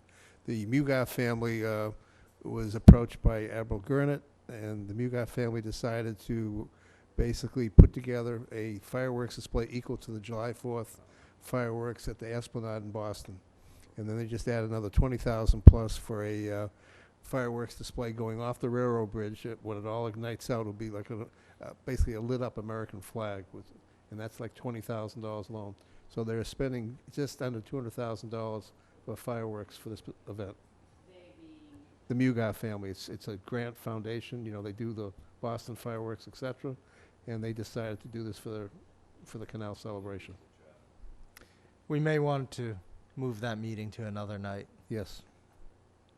It's a Tuesday, by the way. Maybe that'll be a night off, a week off. I've already got it closed out.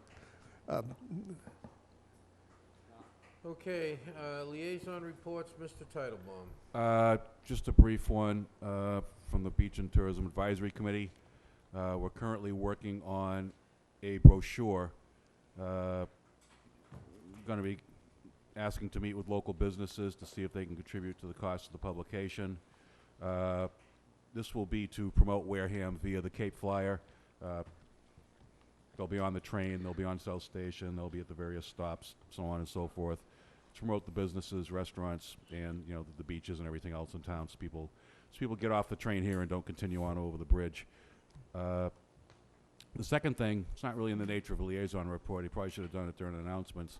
There's a selectman in Mashpee who's taking a look at their tax structure, their real estate tax structure, and what he's proposing to do is to give a residential tax exemption to full-time residents with their domicile in town. The state law allows you to do that up to 20%. Boston has it, Cambridge has it, some other communities do. Typically, it's been in communities with high numbers of renters, but they're looking at it from the perspective of a beach community. And if you look at their demographics and if you look at their finances, they're kind of similar to us. So I've asked for that to be an agenda item next week, just to take a look at, see what it is, start maybe thinking about that. So that's all I have. Ugly metal building with a facade on it. Yep, it is. This is Whiteside. Ms. Whiteside.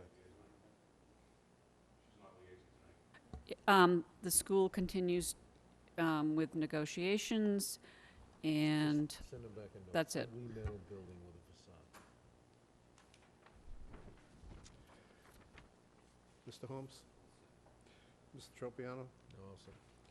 I just have a couple. I'll make it quick. It's been a long night. I met with the OBA last Friday morning. We were discussing certain things. The OBA has agreed to basically get from the town some trash barrels that we have. They will put them up on Onset Ave, not on the beach, but on Onset Ave, and they will actually maintain the barrels, pick up the trash, and dispose of it. The town will have no expense at all. I will try and get that for you. I don't have that answer.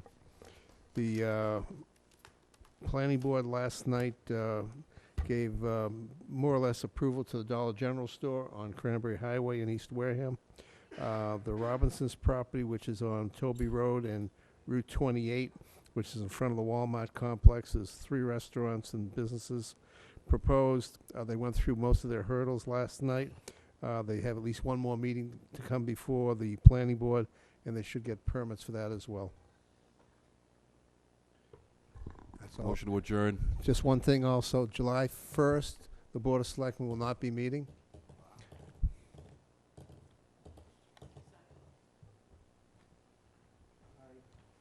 All those Aye. in favor? Aye. Opposed? 500. Good night, everybody. Sorry for such a long night.